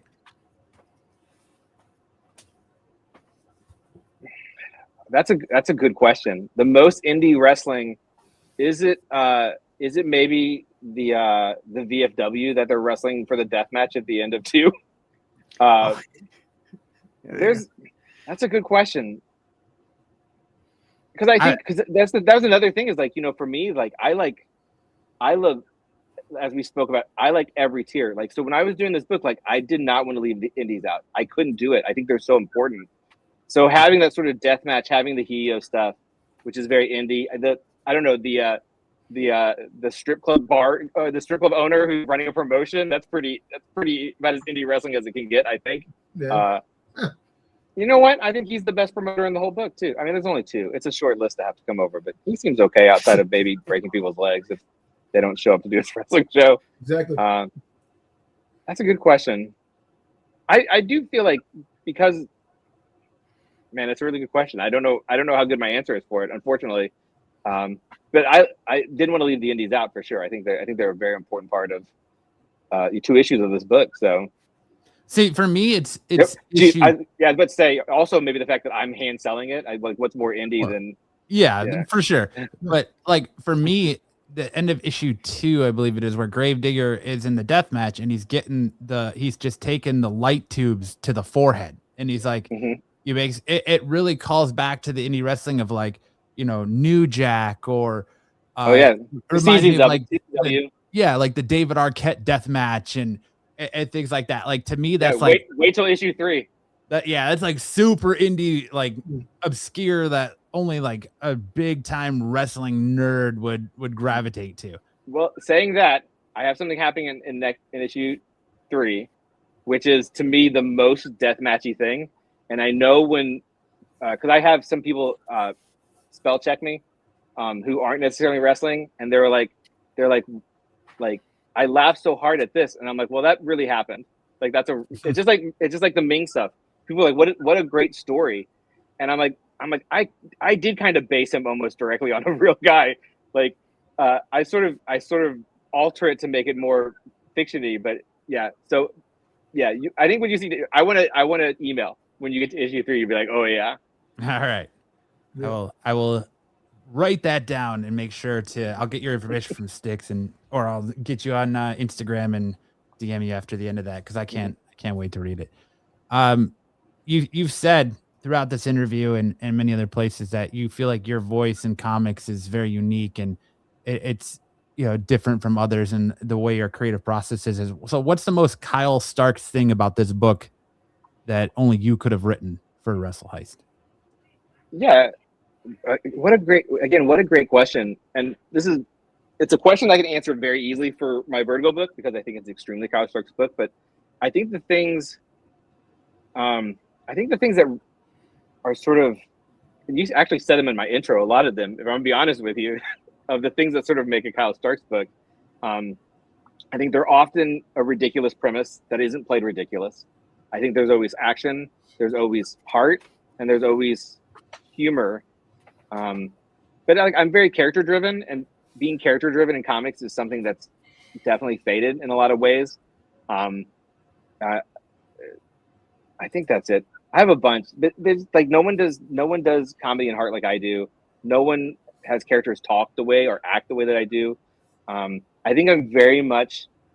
You have to be careful when you say certain things, but I think I'm very much of a descendant of like Keith Giffen and Garth Ennis, and the way that they're funny, but they're not comedies. You know what I mean? And there's a lot of stuff happening, and it's kind of ridiculous, but it's great to be here, and we love these characters. And I think that's really what makes a Kyle Starks book. And I think that's true of Wrestle Heist. Nice. Yeah. Yeah, I did. So- I got it. I pulled it around. I was worried for a second, guys, but I got it there at the end. I got it there at the end. It's a tough one because I don't think anyone, and again, I say this for better or for worse because I know what my sales numbers are, but I do think that character-driven stuff is not what it used to be, and I like things that have everything in them. I like it when my action movies and horror movies especially have one good joke in them, right? I like it when I watch something that's a comedy or action and I go, holy smokes, like I really care about this person. Like it's not what's happening. That's why we go to these things, right? Like action and horror is like what happens. And I hope that's what they get from mine. Is like there's a little bit of everything, and therefore there's kind of something for everybody. And I think they should be fun. Even when they're dark and awful like Devil on the Shoulder, I think my book should be, I always try to make them fun. And I'm not sure everyone's trying to do that. So let's see if we could sell some copies of Wrestling Heist for you. If a pro wrestling fan who's into comics but not hardcore into comics yet were to come to you at a con and say, if Wrestle Heist proves anything about the culture of professional wrestling, what would it be in your opinion? For Wrestle Heist? Yeah. That's I'd be like, ask me again, but use different words.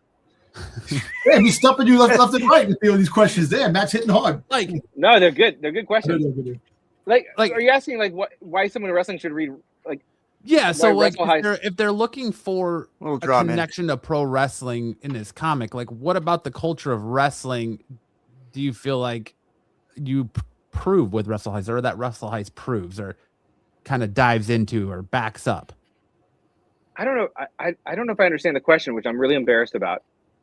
Like, what am I trying to tell them? Besides the fact that Kyle Starks is a dummy. No.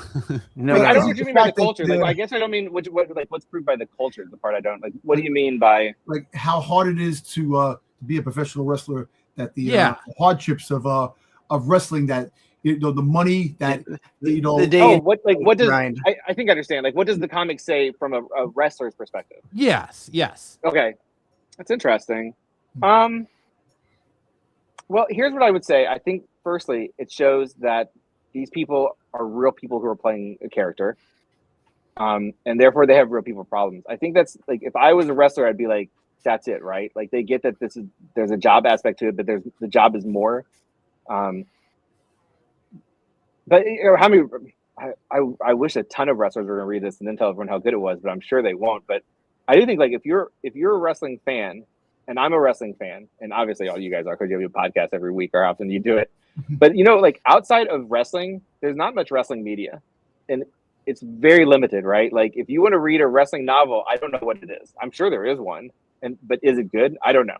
I would say outside of like Box Brown's biographical comics about Andre the Giant and Andy Kaufman, which are both unbelievably good comics, but they're nonfiction. And I don't want to slander anyone. Like Chris Condon, who's in a Vertigo book, has a one-shot called Hell is a Squirrel Circle, which is very good. But I think, I say humbly, I say objectively, I think Do a Powerbomb is the best wrestling comic of all time. If you're a wrestling fan and haven't read Do a Powerbomb, again, go to Hoopla, get a library card. You can read it for free. It's the best. I really liked Heels. You know what I mean? Like, so it's tough to say like it's the best non-wrestling sort of media item, but I think you could make a case that Do a Powerbomb is maybe the best non-pro wrestling in the ring TV thing. And I think Wrestle Heist is right there. I say that sincerely. I think it's one of the best non-wrestling TV, wrestling promotion, wrestling stories. Because I like stories. And what's the wildest story they kill? You know what I mean? Like, I can do more than they can do.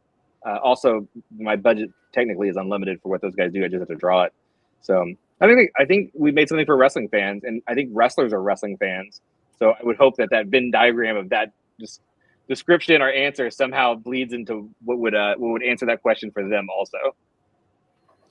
If you were Wrestle Heist gets optioned and picked up for a movie, who are you and you get to cast? Who are you casting in these roles? Professional wrestling, AEW, WWE superstars. Yeah. So I have a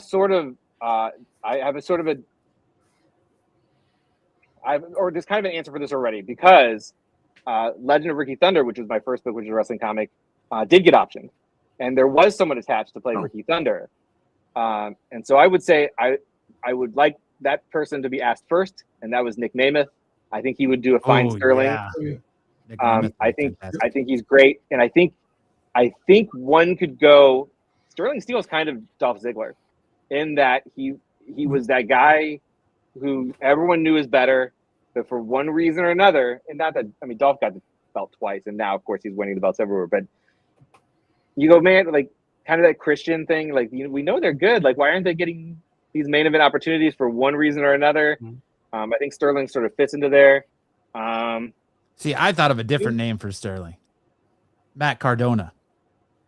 I feel like Matt Cardona, Zack Ryder fits that perfect. Yeah, I'm here for that. Sterling's deal. Yeah. But that's I'm just for that. Since you said Mark Henry, now I only want Mark Henry as Gravedigger because I think when Gravedigger talks, he has that voice. He has that deep, gravelly voice. You know what I mean? I'm gonna say Mark Henry for Gravedigger. I'll admit something. I was waiting when Gravedigger. I was waiting for him to say in dialogue to Steele, "Oh yeah, my, illegitimate biological child," and it just show like a glove sitting there or something. And I was like, "It's Mark Henry, right? It's gotta be too far, too deep. No one, too deep." I try to put a bunch of Easter eggs, especially if you look at that vault in issue 2. I think if you look, you'll be like, "Oh, that's so and so's mask." There's like one of the Rock's shirts is in there, like one of the Rock's. Like, so I try to put stuff in there as much as I can, and especially in terms of putting stuff in the background. If there's a business or a name, I try to do some sort of bit, especially in 4 and 5. 4 and 5 is kind of full of them because they get in the arena, so there's all sort of like the wrestling centric name eateries and whatnot. Who would play? Now I have Dominique stuck in my. I have Dominic Mysterio stuck in my head for EO. I'm gonna say Ray and Dominic for that. It's just too good. It's just too good. Cardona would be good. Nick Namath once agreed to do one of my books, so he's number 1 on my list. I think it would be funny to do the different versions of could do it, right? Oh yeah, let's put Laparca out there. Laparca. I want original Laparca though. I want fat Laparca. I don't want this new guy. I want fat Laparca. That was a 6 foot tall guy. Yeah, you don't want 6 foot tall dancing Laparca. Yeah, he's 6 feet tall. Laparca's always danced, but now he dances with a light up chest, and I'm here for it. I like the Laparca thing. Laparca I like because there's not even an El Hijo. It just at one point there was like a Laparca, but the A was a 3 or something. It's so confusing. I love it. That's one of my favorite ones. It's so confusing. Was that the one in TNA? That was the one in TNA. There's like 6 of them. There's like literally there was 3 Laparcas. They were all Laparcas. They weren't like Laparca 2 or Junior. And it was very confusing for a while there. And I don't know how. That reminds me of the movie that came from Planet X, the worst movie made by Ed Wood, with Bela Lugosi played a part. He died at the movie. Then he got his wife's chiropractor who was taller, and it was the same person. That was something like that. Don't think too hard about it. Yeah, Laparca's like, don't think too hard about it. Yeah, that's funny. So I like Cardona. My last question, and I'll turn it over to the boys because I don't want to keep you here too late, is as a wrestling fan, with WWE doing Unreal and kind of the way with the internet and the IWC, kayfabe, in your opinion, is it dead or is it just evolving? I mean, Unreal is kayfabe for sure. Like that's the fakest real thing anyone's ever seen in their life, right? Here's the thing. Who was I think it was Bryan Danielson was on CVV and kayfabe came up and sort of like keeping what's the phrase that they say about keeping the business secret or whatever is he was like, well, they've always been sort of running off the ropes. You know what I mean? Like ever since wrestling has existed, they ran the ropes. Like it's never been real. But at one point in time, whether or not it happens in the real, I don't care because it's like watching a movie. I know there's actors and there's a script and I just don't care because it's a show. It's not me watching a football game or a basketball game, which maybe in an era of where betting is so widespread, they might not be real either. That's a different conversation and a different podcast. But that makes me laugh. The betting is you could bet on a wrestler and you know it's fake. It's not anything, right? I will say when I was little, because I think kayfabe is very interesting. When I was little, and I loved Hulk Hogan and Piper and Hillbilly Jim, you know what I mean? It was completely real. But that was maybe, you go, man, I might have liked wrestling the most then when I was 8 years old. But in the 90s, when the internet started going, do you guys know that this guy's fucking that guy's wife? That's when I fell in love with it, because it's realer, and it doesn't. It's more interesting to me to have to work next to a guy who's having sex with your wife, and then have to go in a ring and tell. It adds so many levels of interest to it, and it's not even part of what you're watching, right? Like I think knowing more is good. I also think that these guys, that's why these guys have tamed down a lot too, right? That's why there's a lot of them just doing Xbox parties instead of hard drinking and then going to Denny's at 3 a.m. It's just because it's so visible now. I wish they weren't doing Unreal, because I feel like it's insulting. It's insulting to all of us to be like, they could have done a behind the scenes thing that was just behind the scenes, just how things happen, and it would be more popular. I'm sure some of that stuff, I haven't watched it enough, but because I know it's bullshit. And that Paul Heyman video was like, he's like, you know how much I'd hate. Oh, they're pulling the curtain back. Shut up, Paul. Like, come on, Paul. No, you're the biggest salesman of them all, my friend. Like, oh yeah. I think it probably is. I think it probably is dead, but I think it's probably been dead since the 90s. If we're really going to sit down and talk about like how important it is, like they are who we know they're everyone knows. I think everyone knows. I just think like I think the business is better for it. Like it's more interesting to phrase it correctly. When a movie bombs and you go, fuck that one up, Jason Momoa. You know what I mean? Like it kind of adds to it. And then it's like you see people succeed in the same ways. Like it's more interesting. They're human people. Like think about. I got to be careful because I know behind the scenes stuff about some people. But like when LA Knight was Eli Drake in TNA, I could not understand why every promotion didn't want this guy. He's so charismatic. He's got a great look. He's not terrible in the ring like most guys who are very charismatic and have a great look are. I'm like, this is who everybody wants, and it just never happened. And now to see it's still kind of not happening. You know what I mean? Like it's so interesting, but because he's like, oh, he's so good, he's going to keep getting opportunities, and eventually, either he's going to finally grab it and he'll run with it, or it'll be this. I think that's more interesting than going, hold on, wasn't he a model? Wasn't he a model agent or something? And now he's just maximum male models. Yeah. Like, but knowing that it's not real, I think adds to it. But do you feel like in LA Knight's case, it's his gimmick, because there's two names that always seem to revolve around him that people say he copies off of that were huge in the 90s. I will say, if you're going to make me go see a cover band, I hope it's a Beatles cover band. You know what I mean? But I'll say, I'll tell you that I think a lot of his problems have less to do with anything he does in front of a camera than what he does maybe backstage. I think some guys can't help but trip over themselves. And I think that's interesting too. You know what I mean? I think it's having the sort of what ifs because for wrestling, the real what if isn't like, it's not like baseball where you go, you know what I mean? It's like, well, this is opportunity, and why didn't you get the opportunity? And I think that's way more interesting than is like, he never had a good manager. It's like if Bobby Heenan never managed him in the 80s, or it would be different. Like, I don't like the kayfabe. Like, the kayfabe stuff isn't as fun or as interesting as having some idea of what's going on. And even that stuff too. Like, if it was kayfabe, we wouldn't be like, why is he doing the Rock's gimmick, right? Because he would just be, there's no gimmicks.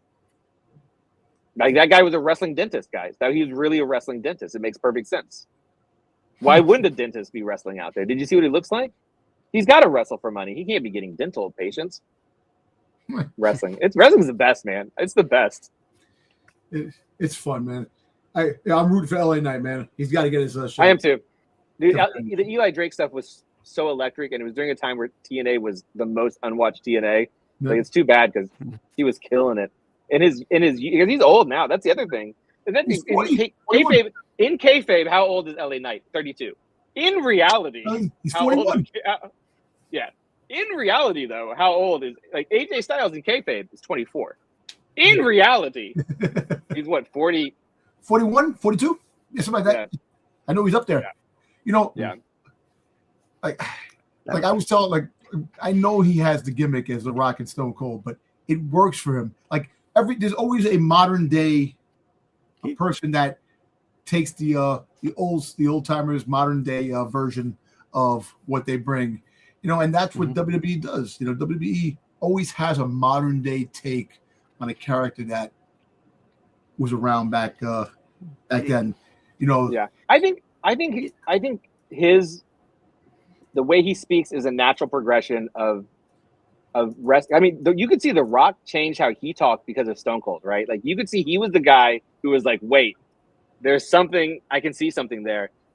I don't think, I'll be honest, I don't think that those are the things that hurt him. I think if you look, I really like him. I'm really pulling for him. But if you look, when he is given those moments and it's a big promo, he trips on his words. I think like there's a lot of things he always just like when he is given those opportunities, he fucks them up. Just enough that you go, not ready. And he's only an okay wrestler, which is, I think that's fine. Because it's just like, I'm only an okay comic artist. But if I tell my story clearly and I tell my story well, it doesn't matter. You don't have to be super athletic or have a bunch of, you know what I mean? And I think like he's average or good, right? Like he's not bad. I don't think he's hurting people except with the Rumble. What's going on in the Rumble, guys? That's kind of weird, but we don't need to talk about that. But that's a perfect example. Like that's a perfect example to me of like, why would you do that? You've been in this industry for 20 years. Like, why would you do that? And it's just like insecurity, right? You know, falling over. Who knows? But I felt that's what I love. And I was talking to another I think the PWI guys, about how like I miss, and Ellie and I did it though. I miss it when it's like that guy was a wrestling dentist, but now he's a demon, and we kind of all know it. I think they don't do that. They don't really do that repackage anymore. And as I was telling the story, I was like, wait, this is why I love El Grande Americano, because he's absolutely that. Like he's that thing where it's like you get to be one thing, but now you're another thing, and we're just not going to talk about it, right? And I love that. Like let's have we don't like Roman is 15 different characters, but it's an evolution, right? You could see him change. Let's just put a mask on someone and call him a demon. Can we do that? Can we? If Elliot Knight's really going to eat it, can he just be like a robot man? You know what I mean? Can we just have him be a robot man? That'd be great. Let's bring back robot men. Bring back the Brooklyn Brawler. Come on, man. Well, I mean, I kind of feel like they've tried to do that with like Bo Dallas with the Uncle Howdy stuff, but it just doesn't like the whole Wyatt 6 thing without Bray Wyatt or without. You know, it's funny. You know, it's funny you say that, Matt, because I think they brought up the Wyatt 6, and I was like, yeah, they shouldn't say it's Joe Gacy. They should have just said it's like knowing that he was this really good wrestler hurts the gimmick of what he's supposed to be.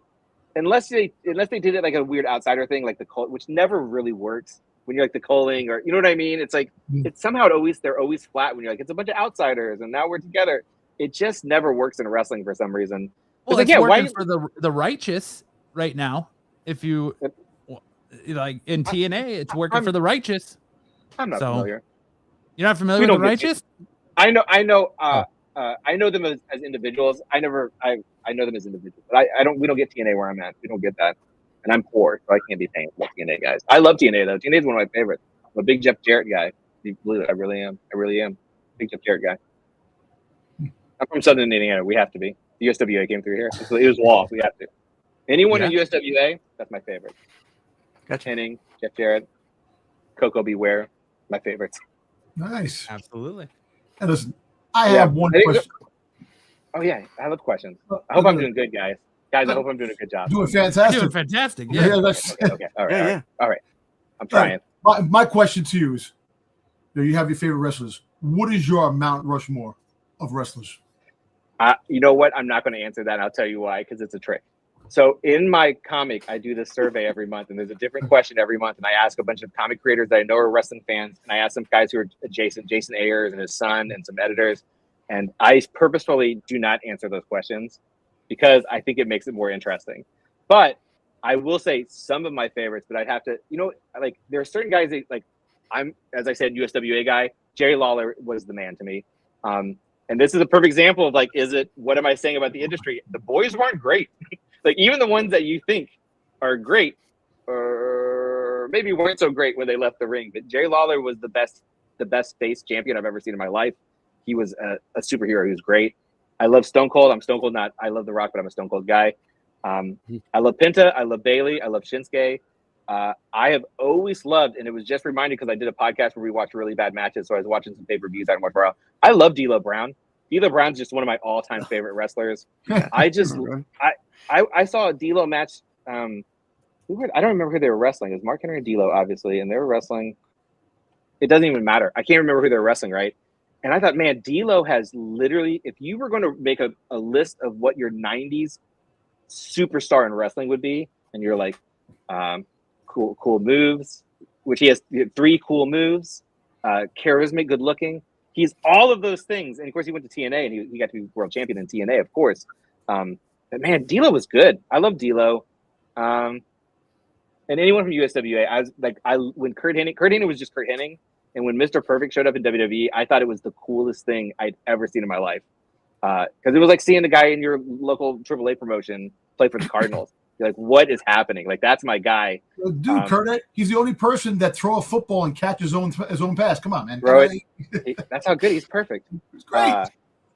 Who else do I like? I know. Here's the thing. I hate these lists because I always forget someone. I was like, oh, I should have said so-and-so. But Jerry Lawler, Stone Cold, those are 2. I've loved Penta since Lucha Underground. Like, and he was a TNA champion, well-deserved. Like, I really like Penta. I hope he doesn't get hurt anymore because it's kind of upsetting. He's getting hurt so much. I love Javon Evans. I think he's Javon Evans is great. I think he's the modern day RVD in terms of just being so unique and so interesting. Did you see that movie did on Friday? Off the top, Oh yeah. It was like he's unbelievable, and he's looking at it differently, and I think that's a lot of these guys are. The younger guys. I think I said it before. That's something I'm very interested in WWE right now. Is I think we're very close to most of this old guard being gone, and I don't know what they're going to do because it's such WWE's always leaned into nostalgia so hard. But like Punk's 49, Yeah. What I don't think we have more than 2 or 3 years. He said he said in an interview he's got no intentions of retiring anytime soon. Yeah, but think about how many times like he just jumped off of a turnbuckle and injured himself in AEW. Like that's the thing is like his body is going to make that decision for him. With Cena gone, like we're kind of getting to Roman's not going to, or he's going to be so part time it won't matter, right? Like in terms of it's going to be. I don't know who it's going to be. Like, it could be Kit Wilson for all I know right now. It could be the guy who's going to come out as like the breakout star. Toxic masculinity. Toxic masculinity. It's a really interesting time. I think we're going to see probably how young people being so different than we are is going to influence the product more. And I think that's very interesting. The fact that like I go, who is the young talent that I'm most excited about? That they're all black guys. And in wrestling, those guys eat shit constantly. Like any person of color eats shit, and that's how it's always been in WWE. To be very excited about Javon, Oba, Mello, and Trick, like that could be your main event for the next 10 years. And Braun, like and Braun Breaker too, and Braun. Well, as long as he can quit hurting himself. Well, listen, flipping over tables. Trick Williams, landing on his head, and Trick Williams is so good on the mic, and so. He's got that LA Knight thing in the ring where it's like he's not bad, but I just could care less. Yeah, in ring charisma, when he's moving, right? You're just jealous of his lemon pepper steppers. His lemon pepper, dude. He's so good on the mic. I think he was a way better face than a heel, honestly. But he's such a good heel, like because you hate anyone you want to punch is such a champion at being a heel. It's like if you want to punch them, Mello's a better heel, and like those two are going to tag up against at some point. That's awesome. Definitely. Like, what a great historical thing to be able to reference back to. I think I'd be interested in what the ceiling is for Javon Evans because I think he's so real, and it's not a character. A very urban young man is not a character that they've realistically ever presented and didn't bury immediately. I think it's very interesting. The AAA stuff. I think his ceiling's probably gonna be mid card because I don't ever really see him being world heavyweight champion. I think it's that RVD. It's the RVD thing. Yeah. Kofi. I think is he Ric Flair? No, but at some point will he get a real shot? I think so because RVD. I thought was so interesting is that they put the belt on him. Though at the time he was kind of maybe at that time undeniable, right? And how good he was. Because it's like, look, he's kind of smaller than everyone, but he's different and better than everyone, and that's what Javon is. He's also like Javon's like 6'3", like he's just skinny. And look at Swerve, right now. Like obviously these guys can bulk up if they really have to. Well, listen, I think it's so interesting because I love all this. I think like Oba. How interesting is Oba? I wish he quit doing that walk. That's my number one thing. I don't like the walk. It looks a little silly to me. It's a little silly. They're all walking slow to the ring, though. Look, John Evans is going to wind up teaming up with Slater because Slater from TNA eventually is going to come over and they're going to be a tag team. Yeah, they're going to steal tag Slater. team. Great. Yeah, Slater is a Javon without any charisma and bad pants. We love him though. Joe Hendry is. Oh, Joe Hendry is like Trick Williams is so good on the. He's so interesting and he's so magnetic, but he's old. He's not young either. So you go his window is. Yeah, everything about him is like for like how important. As you again, I'm not telling you guys anything you don't know, but for a wrestling promotion, I think to really succeed, you need a face that everybody loves. And I don't know who that is in AEW. To be honest with you, I just don't know who. I don't. Is it Kenny? MJF. No, you sure? It's Tony Storm for the females and MJF. Tony Storm, I'll give you. But MJF's like not. He's not your. You need a baby like a baby face we all believe in and we want to win. And Cody is very good at that. Raheem? Cena is the best maybe ever at it. Right? Joe Hendry is very good at it. Joe Hendry's very good at that. Yep. I'm a good guy. You can trust me. I'm gonna do the right thing. I'm gonna go out there and fight as hard as I can. Like that's all you need. And by having that guy, by putting him in danger, you can make a heel. You can make a huge heel, right? But you have to have that guy that everyone wants to root for and wants to win. And I think Joe Hendry does that. It's just what's his window? He's not young. But it's a good bit, good music.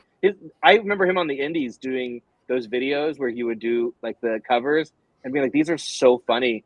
And you go, man, it's too bad that these are lawsuits because otherwise we'd see him somewhere else. You know what I mean? And I think TNA brought him in years ago to do just those music things when he first started. It's like, it feels like they're trying to get lawsuits. He was Rusev's and Lana's lawyer one time on WWE. Oh yeah, that's right. So remember when we thought Rusev was going to be in the main event for like the next 10 years too? You guys remember that? What happened? I thought he was going to be when he came back too. Like, you know, and that's the thing. They get buried. Isn't it interesting? Why is that? You think? I don't know. I honestly think it's it's backstage stuff. You know it is. So well. Oh yeah. I kind of think it might be lack of moveset because how many guys right now do they have that can only do 3 or 4 moves and then the match is over? Like how many times in the Cena final match did you see him do a 5-knuckle shuffle, or how many times can you see Roman Reigns do a Superman punch, or like Gunther? You see Gunther freaking goddamn doing Gunther, is literally like chop. I like sleeper hold. I like those chops. I don't love a sleeper hold, but I do like the chops. I just did this podcast about bad wrestling matches, and we watched a Road Dogg match, and like I don't know if you guys remember, the Road Dogg had 3 moves and then a bunch of punches. He literally had 3 wrestling moves, and so like if you saw him do like the leg drop in the first like 30 seconds, this match is over in a minute. Like he can't do it. It's like, so it is different, but I think he'll be all right. But Rusev, I think he's back. Something backstage. He's doing something wrong. He's doing something wrong, guys. That's all. I don't know what it is, but it's unfortunate because you bring back these guys and they become backstage samples or they don't get shown. And like we talk about it all the time. Like if you have a group and somebody gets hurt, they freaking shelf the group, and it's like, come on, they like the Creed brothers. The Creed brothers, when Chad Gable got hurt, they should be wrestling. They're a tag team. Oh, we have no tag team. And they're good. They're a tag team. They're a good tag team. Though I would say, and again, this is me putting on my my I love narrative, and these are real people things. They were surely supposed to be what why am I blanking on Otis and Tozawa? Pete and what those guys are now. Like surely they were supposed to do that, right? Don't you think? And so because they got hurt, it threw off the plan. Because I don't think unless unless Kaiser was like, I have a good idea who could be these guys because they're not doing anything right now. It's two of your best wrestlers. Let's put them in mask and they can come with me, and at least they're wrestling in AAA and getting way over. I bet the Creed brothers were supposed to do that bit. And here's the thing: I bet in 2 weeks they show up and they're doing that bit because now Chad's back and they got to have the thing and like the mirror thing, which I don't love. It's funny with Chad, but it won't be funny with the Creed brothers. Creed brothers are, I think, also the Creed brothers maybe kind of goofed themselves in the foot a little bit too backstage. I'm not for sure because they're a really good tag team and they were great in NXT. And also, who got hurt? Was it Julius? If Brutus gets hurt, you just keep rolling Julius out there, right? Yeah. Oh, Ivy Nile? Oh, is that who got hurt? We don't care about her. Sorry. You got the Street Profits that finally made their return, and freaking goddamn Montez Ford got a belly. He freaking good. Why try if they're never going to get it right? That's what I'm saying. Like that's why I'm really excited about people of color being in a position where they are undeniable. The Street Profits, dude. Montez Ford should have been given a singles run. Oh, he should have been 5 years ago, 6 years ago, and he'd be so over. And I blank on his partner, but you remember him in NXT? His partner in NXT, Angelo Dawkins. Angelo Dawkins, who I think has gotten very good. But in NXT, every time he came out, you're like, this guy's got nothing. He's got nothing. The Street Profits is perfect for him. Montez was a star. You know what? I'm glad he came out fat. Good. Fuck those guys.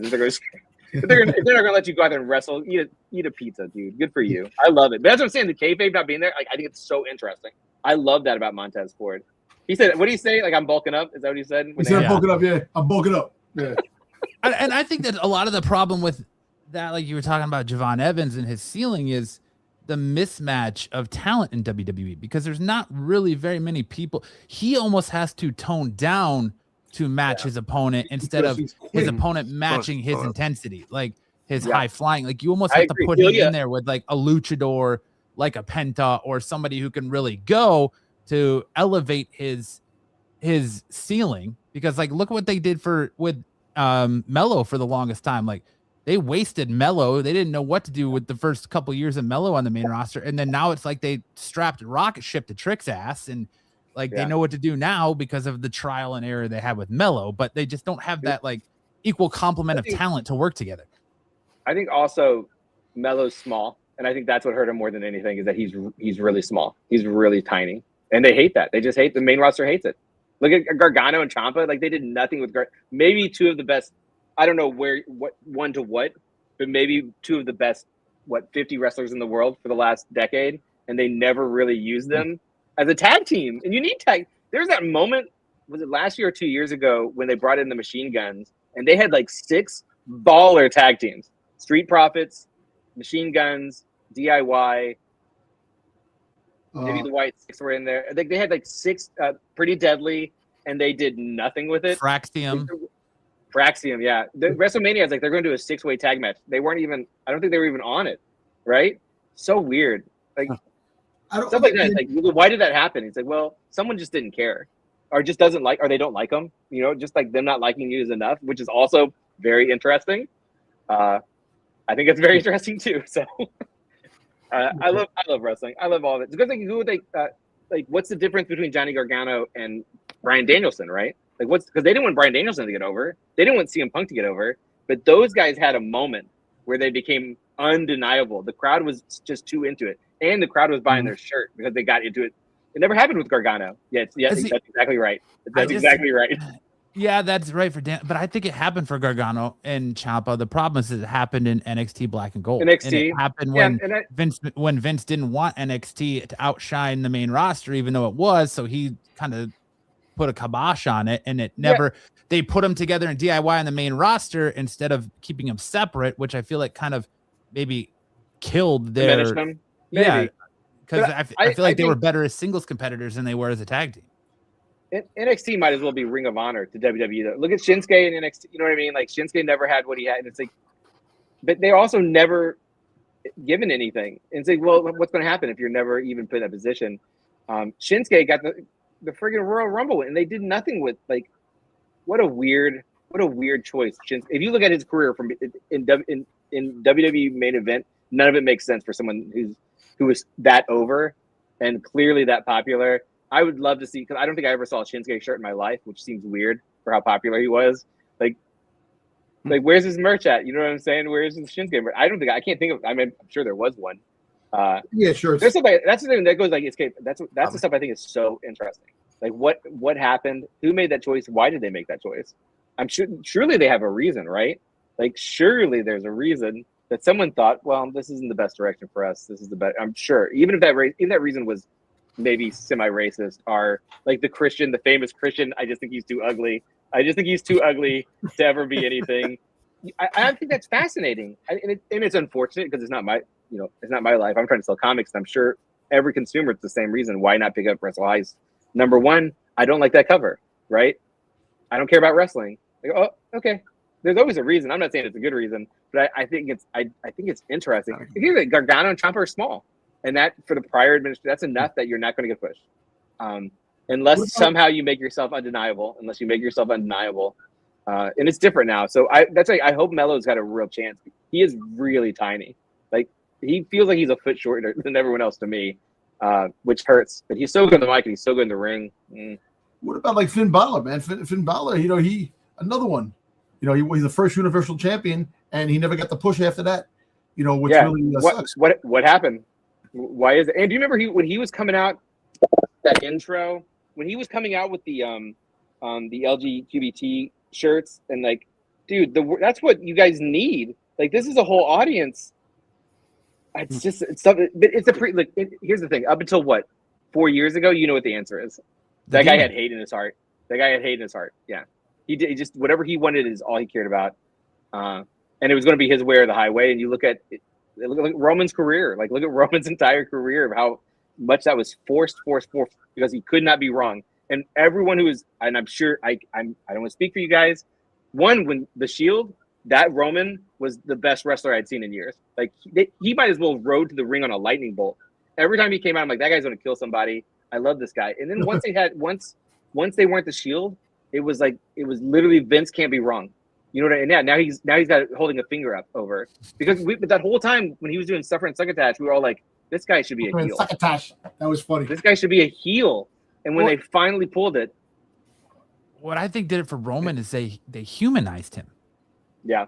Because they tried to shove him down our throats, and we didn't like it, and we were voicing about it. But when he came out to announce that he had leukemia, and he came out, and instead of being Roman Reigns, he was just Joe Anawani, they humanized him.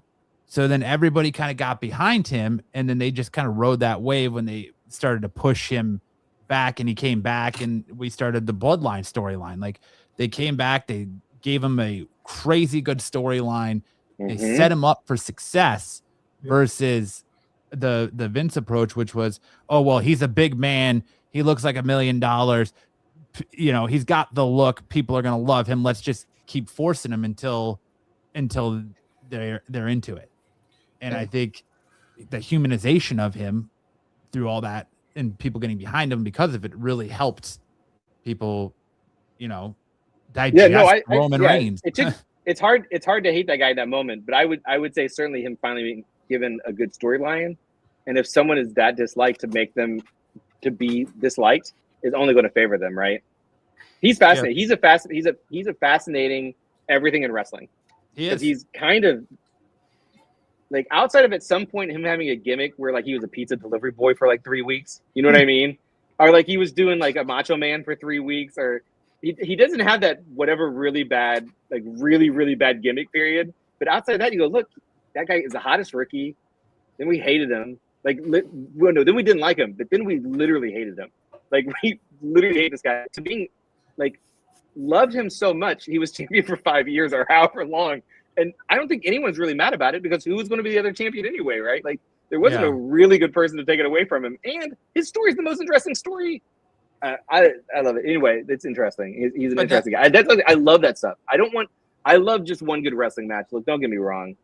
But it's like, I love how Roman's bloodline story is also a story about Roman Reigns, the guy who plays, you know what I mean? And what that character, I think that's why wrestling's so great. There's lore, and there's the human lore. If he didn't have leukemia, would that have taken the edge off? If he didn't come out and say I have leukemia, would we still just hated him because we hated him for the however many years before. Maybe. It's interesting, right? Some people Yeah. say that's a conspiracy theory. You didn't even have that. Have you heard that? I don't believe it, but it's out there. No, I don't believe that either. I think. Yeah, I don't either. That's a hateful conspiracy. That's a hateful conspiracy. Guys, my headphones are dying. Well, one last question, and we'll let you go. Your phone rings, and you see on your caller ID, WWE Stamford, Connecticut. Are you picking up that call to come work for the creative team? Yeah, yeah, and I've been asked to do like writers' rooms for things, for like movies or like potential projects, and I don't really want to, because it's a lot of giving up agency. And the great thing about comics and Wrestle Heist specifically is like, if I want to make something, I can just make it. I'm going to draw it, I'm going to write it, I'm going to letter it, I do everything. And so I really want something to exist. No one can stop me and no one can change it.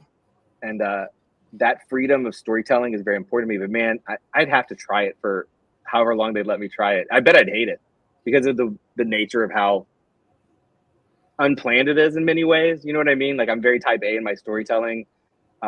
But yeah, I would do it. I would do it for anyone. If Ring of Honor called, I would be like, I'd love to have that conversation, because I love story and I love telling stories. I love that type of story, pro wrestling stories and narratives. And I certainly think, I don't know if I'd be able to contribute anything, because I think they're very structured in a way that maybe wouldn't be very open to my ideas. But I think like, I would do it. Yeah, I would do it.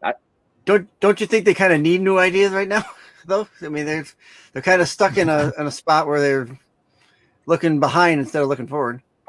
I would say if I was as a storyteller and I was going to critique everyone, is that there's just a lack of consistency, and obviously like things like injuries and play like that. But I think there's a lack of foresight, and there's not letting things. That's that Sammy thing. That's why I go to that a lot, not because it's the great. But it didn't forget what Sammy had done. It didn't forget what their relationship was. It played to the strengths of those. And I think that's what you have to do. But also, I think something that's really that seems like it's going away from wrestling is also like trying to very much shoehorn a story into things that don't necessarily need a story. I always think about when Dusty was doing NXT, how at one point in time, Alex Riley and Corey Graves were feuding, and they were just feuding because they were opposites. One was a greaser and one was a preppy. And listen, that's all we need. Like, and then just tell a story. Like, you don't have to explain why they don't like each other. We can simply look at them and know why they don't like each other. And I think even like that sort of simple way of getting into stories, where then you can then tell a story that would grow a character. I think those are the things that I've always been most interested in. So I mean, I would do it. They would never do it. I have no TV experience. They would never. But I would do it for anyone. I would do it for anyone, just to try it, because I think it's interesting. Well, there you go, Tony Khan and WWE brass who run all your millions of burners watching the IWC. God knows you need stories, so why don't you reach out to a professional here in Kyle Starks and get him in your writer's room and let him cook. We're gonna see. I'm gonna throw you a softball, okay. And this is gonna be the last question, because this is something you always hear people ask. You're on a desert island. You can only have one book or one book series. What are you gonna have?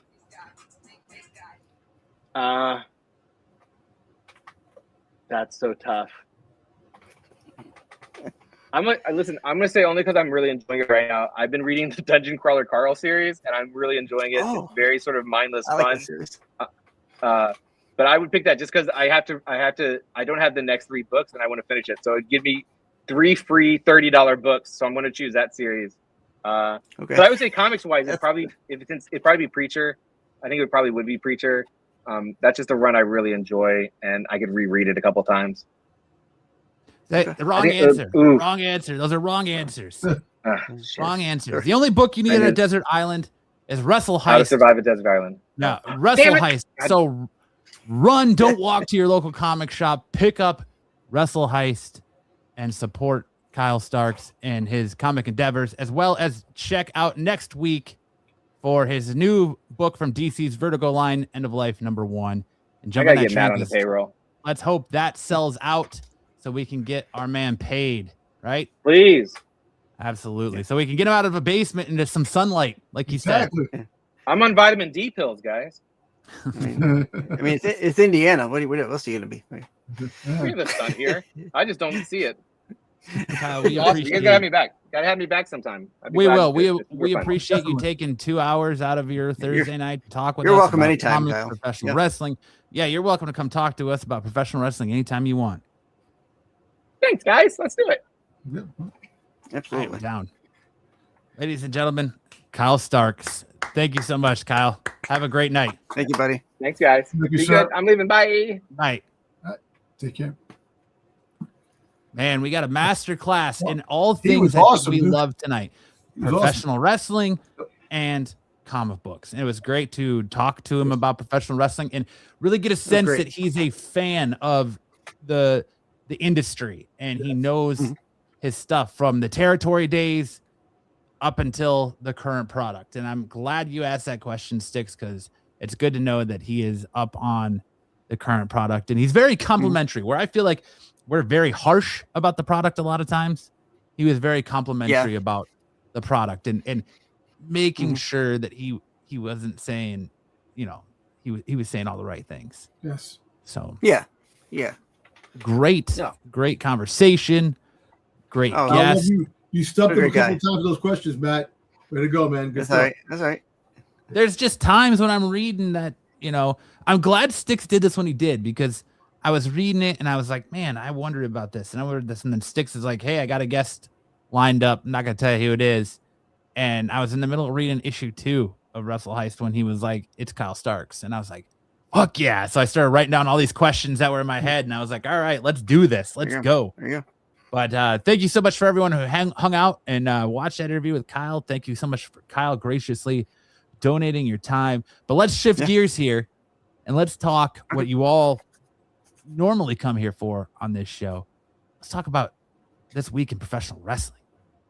Dom, what's something that's happened this week that's really stuck out to you in the world of professional wrestling? Actually, no, I want to go to Sticks because I'm tired of hearing Dom talk. Sticks, what's something that happened this week that's really sticking out for you in professional wrestling?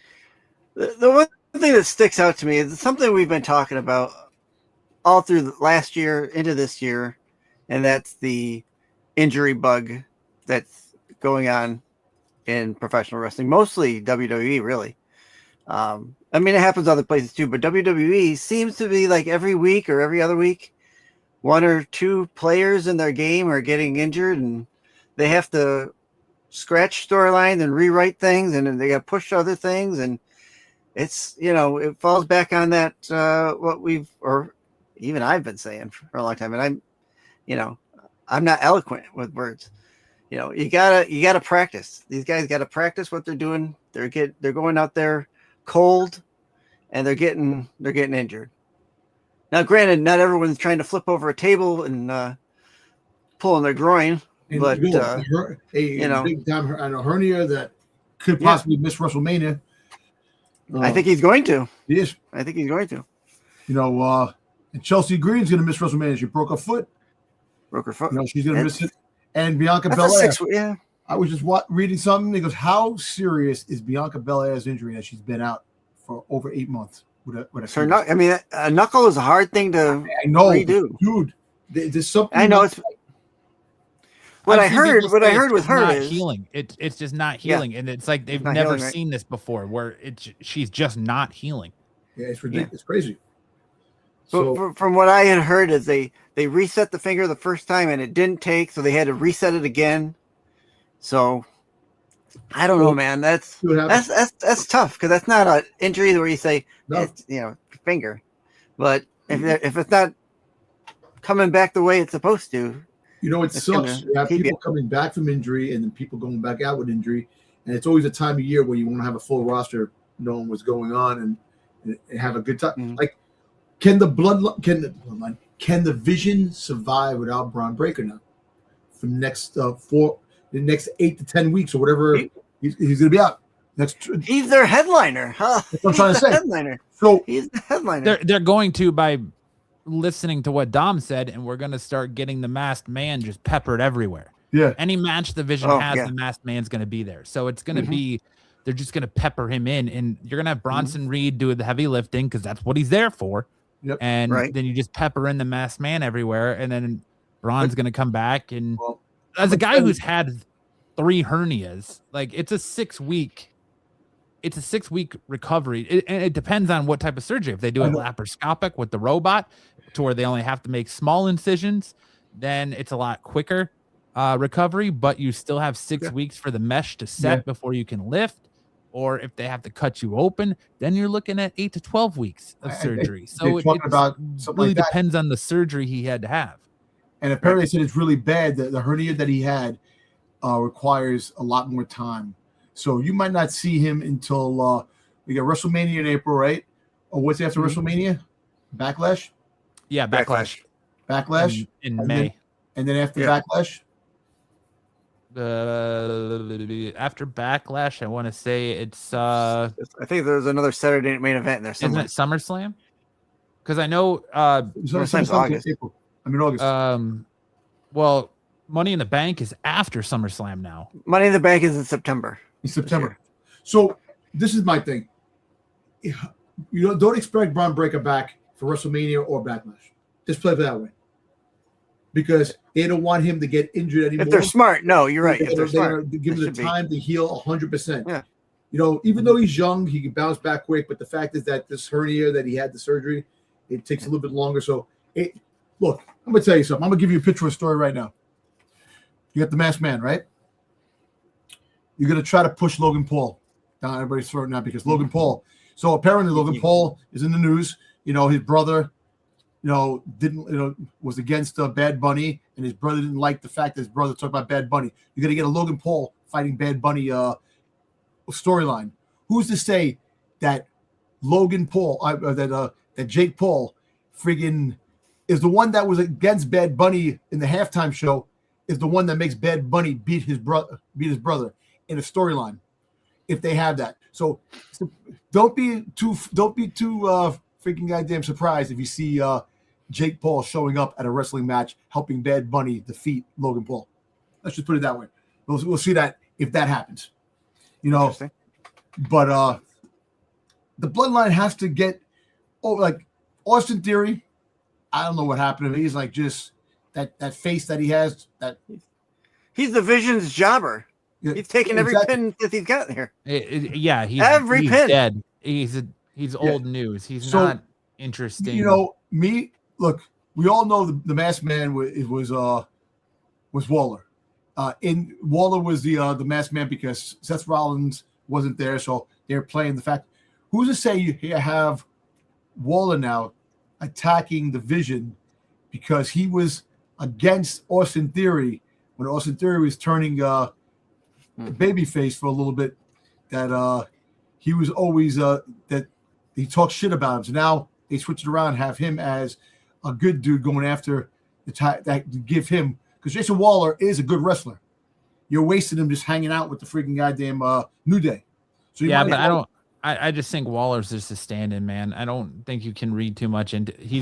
They picked him because he's a similar build to Seth Rollins. Yeah. It's believable. Like, it's going to be Seth. And there's that footage of Seth and MJF talking at the Super Bowl media scrum, and MJF is talking about Mania, and Seth said, oh, well, there's been some setbacks. I don't think Seth is talking about the setbacks with his recovery. I think he's talking about the fact that Braun Breaker just tore his shit open.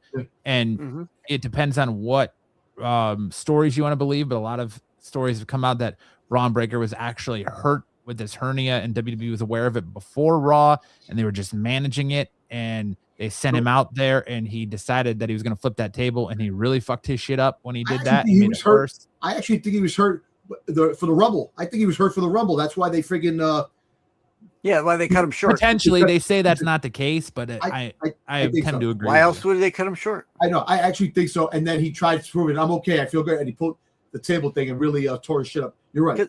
So because you don't need to do the Masked Man that early in the night. He could come out in the middle. That's what I'm trying to say. If he's hurt, they cut him short. Exactly. So you do it early. You make him early, get it out of the way. Too long and stuff like that. So expect him to come back after backlash sometime.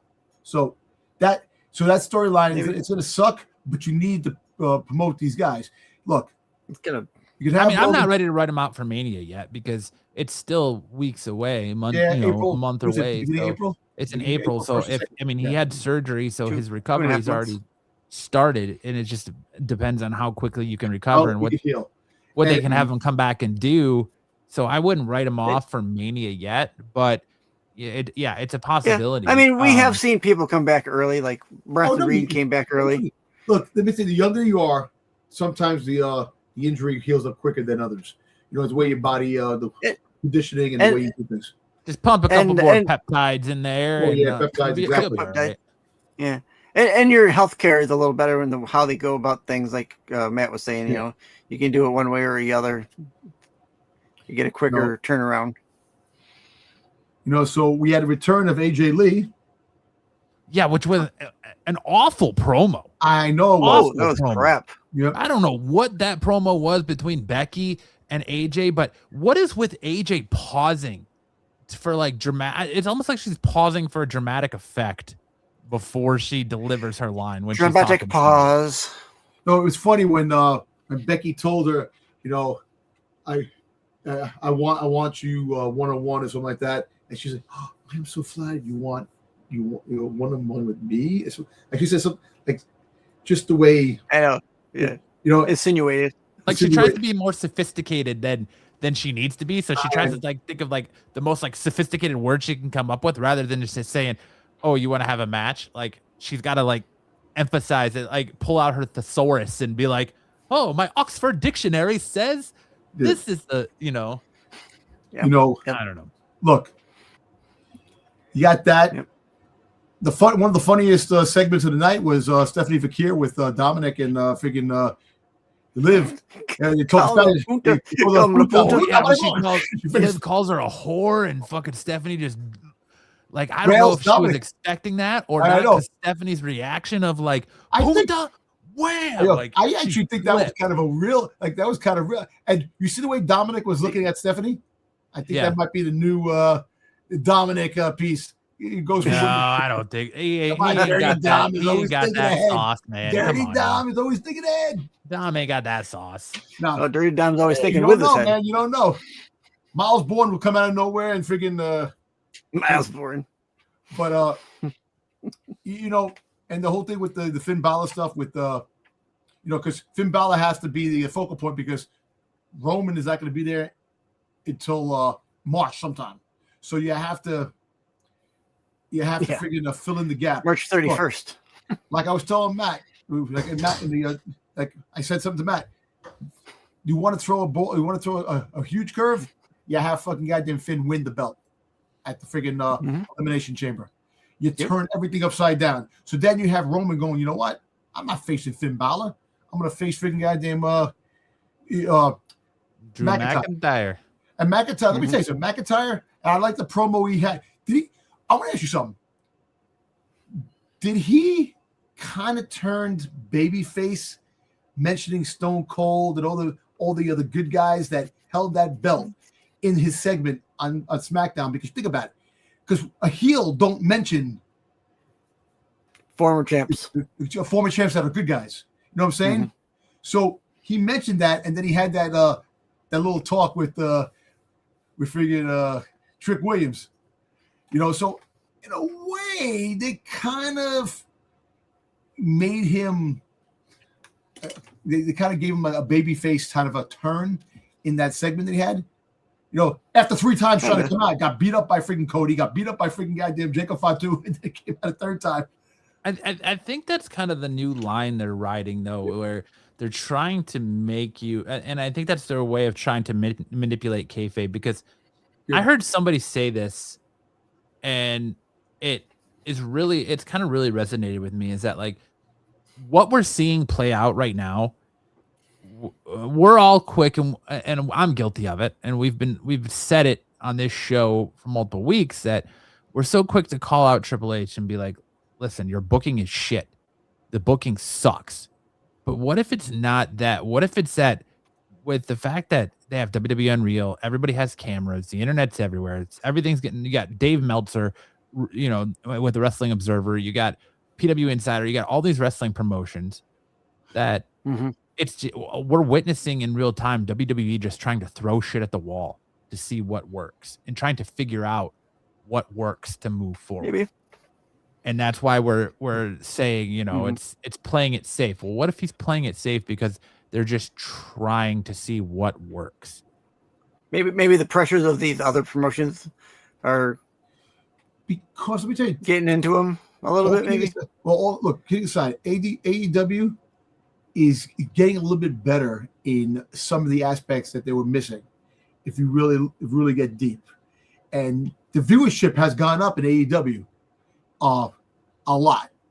So knowing that, and then TNA is having some pretty good promos and pretty good thing. So you got to look at it this way: you got a multi-billion-dollar company that TKO has. They're looking to sell, and everybody's complaining that everything, the story is shit. And look, and besides, you can't help people getting hurt.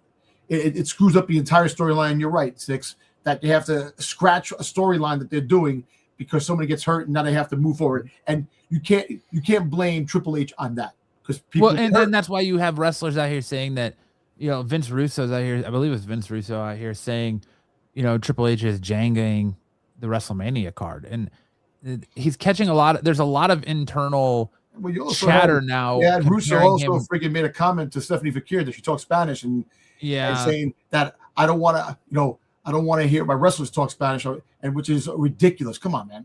But it's also like very Vince-esque because honestly, yes, accidents happen and injuries happen, but you think that the WrestleMania card should have been set way back in October. So that way, you know, okay, November you have Survivor Series, and then you're rolling into the Royal Rumble, and then you're on the road to WrestleMania.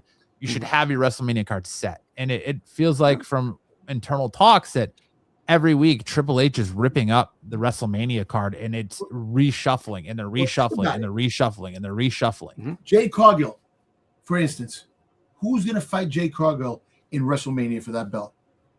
You know, they were expecting Bianca Belair to come back because that's what they want. That's the match that they've been waiting to have, is them two go at it. And obviously, her hand is not healing. It ain't gonna happen. It's so they're saying she will be back. She will be in Chicago. She will be at Elimination Chamber. So they're working that angle, I think, with their sights set on Bianca versus Jade Cargill come hell or high water. I like Jordan Grace, but she's not ready for that. And figure Tiffy time, how many times do you want her to fight Jade Cargill? This is gonna be a third time now. Let her milk before she goes back to the championship picture. Have her do all the stuff. I like that phrase. Let her milk. Let her milk. that needs to be a T-shirt. Let her milk. Let her milk. Let her milk. but let her. But let her go do other things. And bring other stuff. Like, I don't understand. You're so deep in women now. You have so many women wrestlers. You can't have any other people go fight. Fight for the belt. Look, this is my thing. There should be two shows, SmackDown and Raw. There should be, we talk about the draft and all that stuff like that to separate them. There should be an aspect of separation, but there should be an aspect of, if you're a champion, you can fight whatever you want. You can go into any promotion. You can actually, since you have a partnership with TNA now, you could be a WWE champ, go into TNA and fight somebody in TNA. Go, that's who I'm going to fight. WrestleMania card. You have options now. You have AAA. You have TNA. You can't have somebody fight for the belt in another promotion now that you have a partnership with. Change things up. If it's not, you're right. If you don't have a deep roster in your own SmackDown and Raw, go elsewhere for the roster. Go elsewhere. Look at the women. It's still gonna come down to whether or not you want to give that other person, not talking about your champion, the other person, that push, right? Do you want to give them that push, or do you want to just keep giving a push to the guys you've already got in your roster? I mean, you're right. They should do something like that, but they've got to be willing to give that person a push. And that's the thing. You see, Triple H and CKO, they play it safe. Right now, you got Stephanie Fakir in Raw, the champion. All right, you have Liv. They want to Liv and Stephanie Fakir. That's your WrestleMania right there. which would be a great WrestleMania card right there. That's a great match, because eventually Liv will probably get the belt again, and you're gonna have the problem with Raquel, or she's gonna lose because Raquel's gonna freaking goddamn screw over, and then you're gonna have that and pull her away from the belt to fight that. And then who do you have come in to fight Stephanie Vickier? Because now the Bella Twins are going for the tag team championships. So Nikki Bella is no longer a part of that scenario. So now who do you have? Ivy Nile, you have her. That she's definitely more of a mid card than a champion. Lila Victoria, she's going for the championship. I see her more of a mid card too. Becky Lynch is really the only one that could definitely go for the championship. Or you want AJ Lee to go for? I'm not banking on AJ Lee sticking around. AJ Lee's part time. She's not there always. Becky Lynch. She already said that once the contract's over, that she's leaving the game. She's done. Her contract's another 2 years, 3 years, whatever it is. But the whole fact is that you can't have you want Becky Lynch to win the championship again. You want somebody new, and they really don't have anybody back there. Maxine Dupree is going to be fighting Natalia,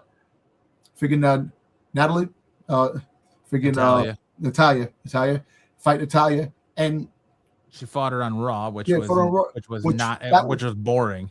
Oh my God, that was really it was hard. It was a hard to see match. Yes, it was nice to see women fight, but it really was a hard to see match too because it was like very slow and not technical enough. And I don't know.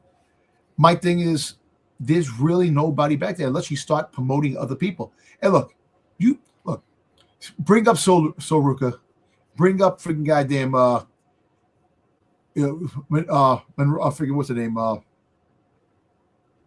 Monroe, whatever her name is, Marie Monroe, or Blake Monroe. Yeah, Blake, bring her up, bring somebody up that could actually put more into the roster, because the roster is depleted. So if you have a depleted roster that really is no championship material, you go outside the card and you AAA chicks there. You got TNA. I would go more TNA because I think the AAA thing is more, for like Intercontinental Championship, the Conquistadors, the freaking all the. There's no big men in AAA. No, AAA is more, but TNA. You have some. Let's count Omos. Yeah. I mean, I think they need to just put the women's tag team titles on the Bella Twins. Yeah.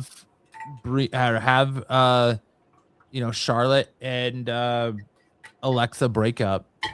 Put Alexa Black back in the title picture because she's doing great work, and have Charlotte go after the mid card for a little bit, and go against Julia. That would be good work. Alexa, stop! Jesus Christ. I'm just gonna start saying Bliss because every time I do, my Alexa goes off. But yeah, I mean, I just think it just needs some reshuffling and repackaging of what they're doing. And like that's why I said you're getting all these changes in music and gimmicks. It just makes me wonder if because there's no kayfabe and everything, and they don't have house shows, you're just seeing them try new things in real time. And the WWE fans are saying, hey, we like that, we don't like that. They're being very vocal, and I don't think that Triple H, I don't want to say he's not being receptive of it, but is it just the way it's being presented to him? He's not being receptive of it, but sitting here and being like, well, the IWC is a bunch of marks and they don't know what they're talking about. And even Eric Bischoff coming out and being like, well, the IWC is a bunch of idiots. They don't know what they're talking about. That's not a fair assumption. It's just that you came up in a time, and I'll say it again, it's a bunch of old heads back there. You got to get away from the old heads. You got, I think AJ would be great in a backstage producer role. Get Bruce Pritchard out of there. Get Michael Hayes out of there. Quit with the old heads and bring in some new guards that are actually willing to shake things up and pull the trigger and not operate with these safety mandates of, just having the same champion over and over and over and over and over again. And, it's to where WWE is so predictable now. And there is a little bit of unpredictability shake things up. Yeah. Well, you've said it before. I mean, they're still running kind of a McMahon-esque card, so. Oh, 100% they are. 100%. Yeah. But, it's understandable because that's who Trips learned from. Right. You know, you learn from Vince. He learned from Vince. That's who he was his mentor. But that's their mindset. That's you know, yeah. And it should reflect in WrestleMania, because word on the street is WrestleMania tickets aren't selling. It's lame. There's nothing going. And they're trying to bring in Stone Cold, and people are like, oh, well, they're selling out because they're trying to bring in Stone Cold. I'm here to tell you, people, you can say you heard it here first. Stone Cold lives in Nevada. He doesn't have to. He lives outside of Vegas. He doesn't have to go that far to show up to come to WWE World and do an appearance at WrestleMania weekend. Doesn't mean he's going to be in WrestleMania. I mean, he damn near killed the lady in the front row last year when he was driving his four-wheeler and crashed into the wall. So who says he's going to be at WrestleMania? But of course, they're going to pay him big money to, you know, come stand in line at WrestleMania World and have you pay $300-400 to get your autograph from him or picture or whatever it is. So it's not like it's that, you know, monumental that they have Stone Cold coming in, because they live like you know, Kyle said, they live on that nostalgia pop, and that's what you're getting with Stone Cold, is a nostalgia pop. But so really quick, since you brought up WrestleMania tickets, well, yeah, I'm still cooking on something there. So, but go ahead, Sticks. I thought I'd just interject that as of the 12th, which was what, yesterday? It's today. Today's the 12th. It's today. Today's still the 12th. WrestleMania WrestleMania 42. Sorry. Yeah. Whatever. WrestleMania 42 had only sold 36,000 tickets, where at the same time last year for WrestleMania they had sold 56,000 tickets. And now they're saying that because tickets aren't selling, they're preventing local businesses from doing watch-alongs. So there's local businesses in Vegas that are promoting watch-alongs with, come watch WrestleMania with former WWE Hall of Famer, insert name here. And now they're telling these businesses, hey, sorry, we can't grant you licenses to do this. And where you watch WrestleMania in your bar, because there's still bars that show WrestleMania, so they get it through the I believe DirecTV and stuff. They don't have to get it through the ESPN app. From last I heard, they're blocking out WrestleMania within a 30-mile radius if you're at a business. That's crazy. So they're still haven't given a final ruling on it. I guess they're still trying to negotiate it, but as of right now, like, they're telling people, hey, we can't grant you permission to do this watch along because tickets aren't selling to the event. Because, dude, what do they have outside fucking CM Punk and fucking Roman Reigns? Well, they're clearly cooking to Finn Balor versus Dominic Mysterio. Yeah. After Dom's comments on Monday of, hey, Finn, don't you think your window's closed? Yeah. He's gonna lose to CM Punk at Elimination Chamber, and he's gonna go fight Dom for the Intercontinental Championship at WrestleMania. So you're gonna have, and there's a word in the street that it might be Demon Finn Balor that fights Dom at WrestleMania. So you're going to get Dominic Mysterio versus Finn Balor. You're going to get Liv Morgan versus Stephanie Vickier. Roman Reigns versus CM Punk. Probably the main event and night 2. Night 1 is probably going to be your main event of Cody Rhodes versus Drew McIntyre versus Jacob Fatu. Let me ask you a question. Do you want fucking Roman Reigns to win both nights? No. I don't. No. I don't want Roman Reigns to even win night 2. I don't even want him to win the match he's already scheduled for. You're going to get El Grande Americano versus El Grande Americano. Match for match. Yep. And I'll tell you what, I hope Ludwig Kaiser wins that match and he continues on with that gimmick, and Chad Gable goes back to being Chad Gable. I think you're going to get that. I don't know what else. You're going to probably get Jade Cargill versus Bianca Belair. But it's and I say it's predictable because look at the qualifying matches we've gotten so far for the men and women's elimination chamber match. You know, you had what was it Monday night? Rhea Ripley versus Io Sky. Versus, was it Io Sky? It was Rhea Ripley versus for a qualifying match to get into the chamber. I'm trying to recall who the match was. So like Randy Orton had one on last Friday that was like ridiculous. Like it was straight out like, Randy Orton's winning that match. Oh yeah. Right. I'm trying to remember who it was. Yeah, it was Randy. It was Aleister Black, Solo Sikoa, and Randy Orton. Like you knew Randy Orton was winning that, right? And then you had there was another female one. Yeah, Tiffany Stratton, Chelsea Green, Lash Legend. You knew Tiffany Stratton was winning that one, right? And so you cut, then that was just SmackDown. So then you cut to Raw, and Raw's men's qualifiers were LA Knight, Penta, Austin Theory. Well, you knew LA Knight was winning that. Oh yeah. And so it's like, all right, it's so predictable. It was Lyra Valkyria, Rhea Ripley, and Ivy Nile. Like you knew Rhea Ripley was winning that. It's so predictable on who's winning these matches. It's not even like there's no hype for the build. Right. And there's going to be even less hype, and for WrestleMania next year. And if Royal Rumble showed us anything, and what they're already saying is that things didn't go well for them in Saudi. And so they're not taking Royal Rumble back to Saudi anytime soon. They have already said it's going to be stateside next year. They're still contracted for WrestleMania there, though. They are still contracted for WrestleMania as of right now, yes. And I'm sure they will do it. And after that, I think they'll say no more big 3 PLEs over here. Yeah. Money talks and bullshit walks, though. True. That's true. But I mean, no. It sucks that the writing's on the wall that eventually they're going to sell this the company, and it's just stuff like this that they can't make a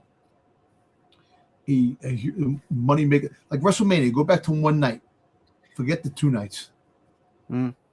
Beat a 4-hour show and give you a 30-minute show, 30-minute fights, and you can throw in 10 freaking matches in there and have a one-night card and probably make a good amount of money because you're trying to be greedy. Yes. So yeah, dude, all the stars are out, man. You still have Seth Rollins that might come back and be part of the WrestleMania card, but if Braun Breaker's not ready, he's going to fight members of Bloodline. He's going to be the one that he would go after, right? Braun Breaker. He's going to have to wait. He's going to have to, wait. Yeah. You know what? Like I said, when what's the thing that sucks the most is that when the person gets hurt, the ship has sailed to a point where you have to wait months for the person to come back to continue the storyline. That ship sailed, man. The momentum is going when that person's there, and it's unfortunate that Seth hurt his shoulder and was out, and now Braun Breaker's out as he tries to make his return. So I don't know, man. I try to think back to like when we would watch, during like the Hogan era, the 80s, someone would get injured. Granted, the internet wasn't a thing, and you'd have to wait for your Wrestling Illustrated to come out to tell you if someone was injured or not, and it'd take 3 months before that came out. By the time that news traveled through, you don't know. Injuries. We did have injuries back then, but I actually think they play it too safe now to a point where wrestlers can't do some of the stuff they used to do that they never got hurt on, and they're stuck at a generic pace where the WWE has them not performing the moves that they did, and they're getting hurt because they're under protocol with regulations of WWE now that they can't do. And think about what the old guard always says. Hey, we ran 365, 24/7. Whatever you might say. So they were on the road one night somewhere. And now they give more time off. They're giving more time off, which is applaud for Triple H for giving the wrestlers off. It's great that they get time off, but at the same time, when they're working their craft exactly.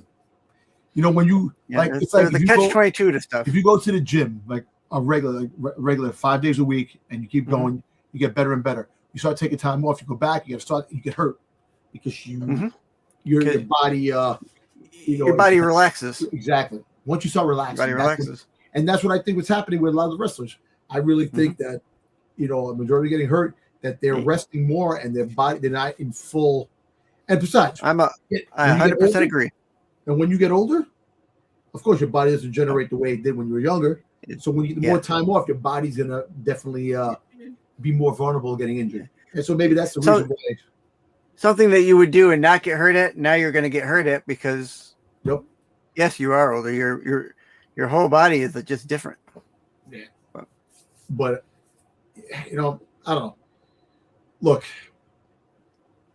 who's to say this is what we get, and we have to not kneel to it and not you say, you know what, we don't have to like it. Just try to enjoy the best parts of it. You know. And if the show stinks, there is a good part of the show that happens. Something always shines something always shines, exactly. So if you have to look at that, I'll look at that as the silver lining in the sky, and just take what we get, because again, not under our control. We have no control over that. We don't. So, but that's above our pay grade, as they say. No, nothing like we talk about the writers in the back. There are good writers out there that can actually write for the company that should be in the writers' room. Mm-hmm. But you know what another thing too is that Triple H has a boss too, and the higher anarchy has the final say in what really transpires on the squared circle. Right. So well, the differentiation is that Triple H is trying to work wrestling, where TKO is trying to work a business. And that's what happens. Look, say again, Vince McMahon, for who he was and what he was. Yes, he did some. He kept that line kind of tight, but he did business and wrestling where you had families go up. He did fill seats up. He made money, but because TKO was a greedy organization. Look, TKO, a corporation. Corporations drain the life out of you. We keep talking about the house shows. Cody Rhodes just came back saying that we need to have house shows again for these wrestlers. That's another reason why they're getting hurt, because they're not having the house shows. And they can't compete with the newer talent. Yeah. Like I said, we talked about Javon Evans, that he was quick in the Rumble. They told him to slow down because he's too energetic compared to a 40-year-old. He's 23 years old, a 40-year-old. So you need to slow down to a pace that you guys can be on the same page. But here's going to be an analogy that probably won't hit over very well, but I'm gonna do it anyway. Wrestling tickets are now up at a point, right? And why is it at a point? Because TKO is trying to make money to pay back whatever they already had owed. They had a bankroll that they already needed to pay off. So that's what they're trying to do, right?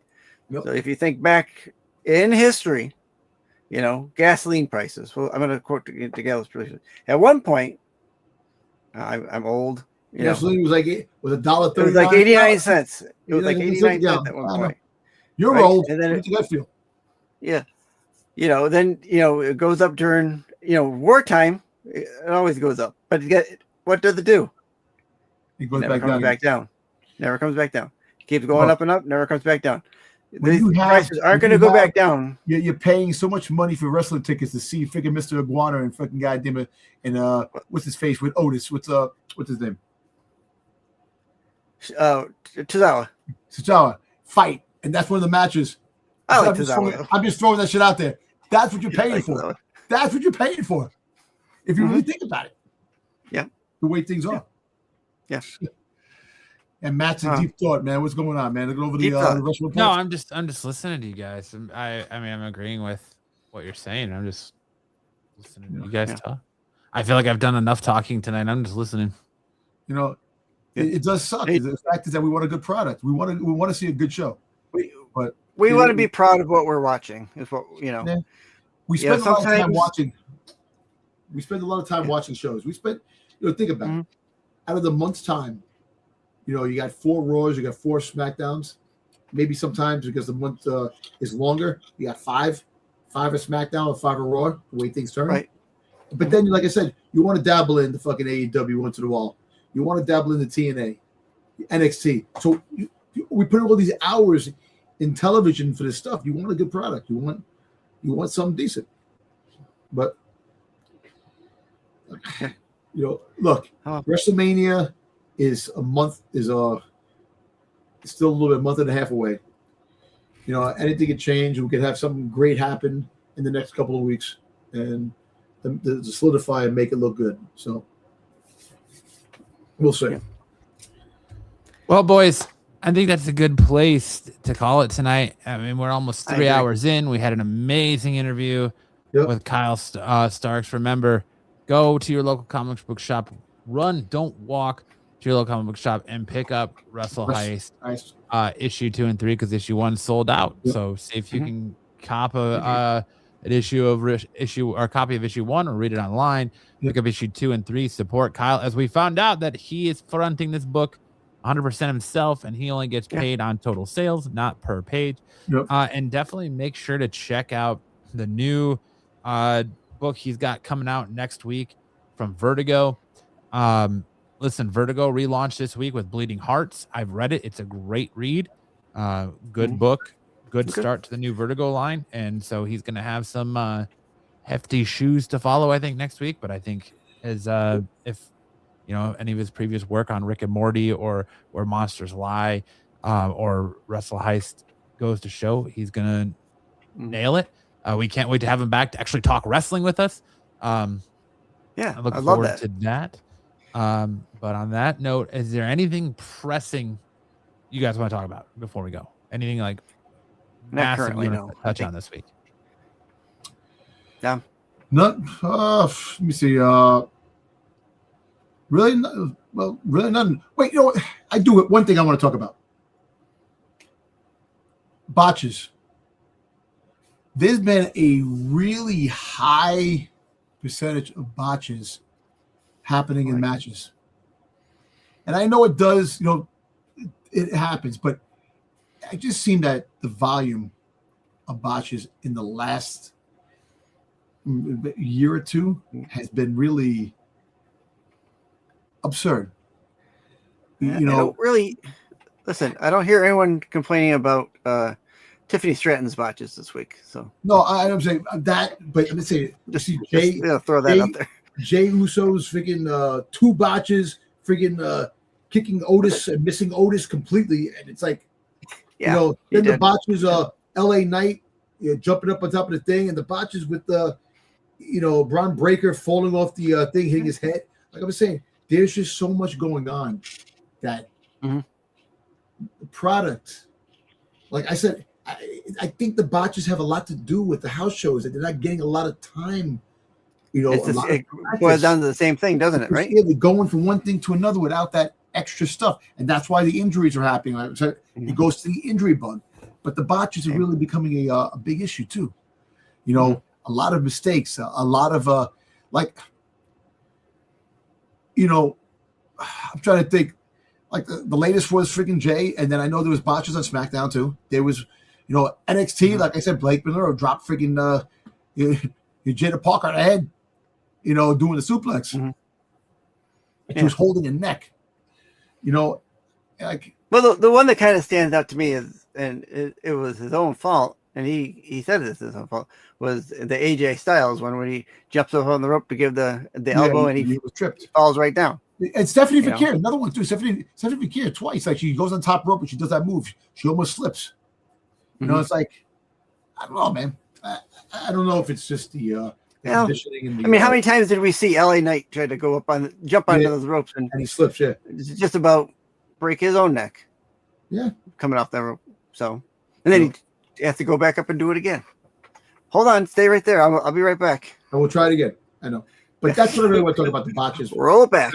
There's been a lot of botches, a lot more botches lately. Yeah. It's happening a lot. Sloppy matches. Look, when Matt hits the chat like at night, this match is sloppy.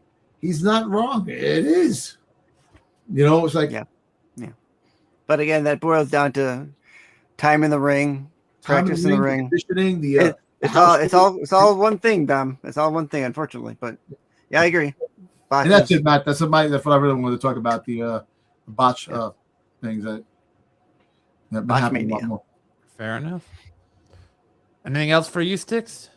Nope, I'm good. All right. Well, It's been a great show.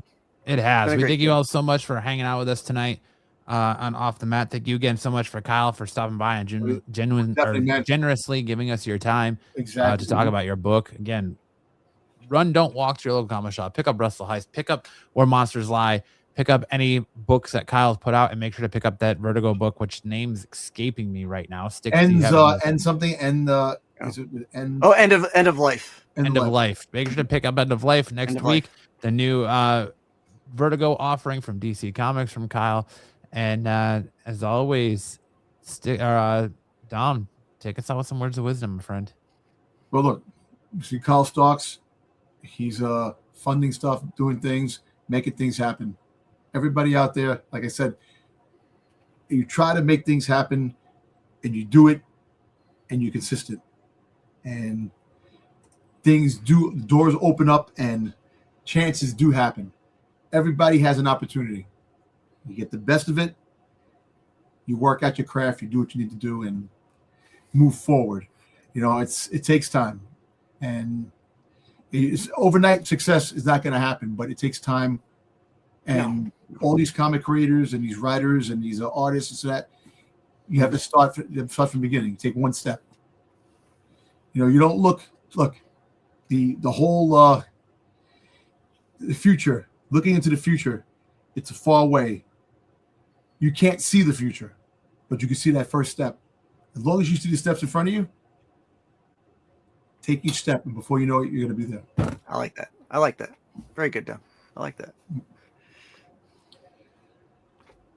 That's great. Well said, Dom.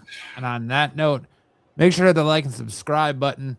Turn that notification bell on so you know whenever we go live with a brand new professional wrestling video. Thank you for everyone to hang out in the chat. And make sure to hit up Kyle Starks give him a follow on Instagram. Let him know you saw him on Off the Mat and that you loved his interview. And until next week, have a great night and enjoy your week of professional wrestling ahead. In the ring, the lights go down. Roaring crowd, they scream and shout. Chants echo, shaking the ground. Warriors clash, the game is found. Welcome to the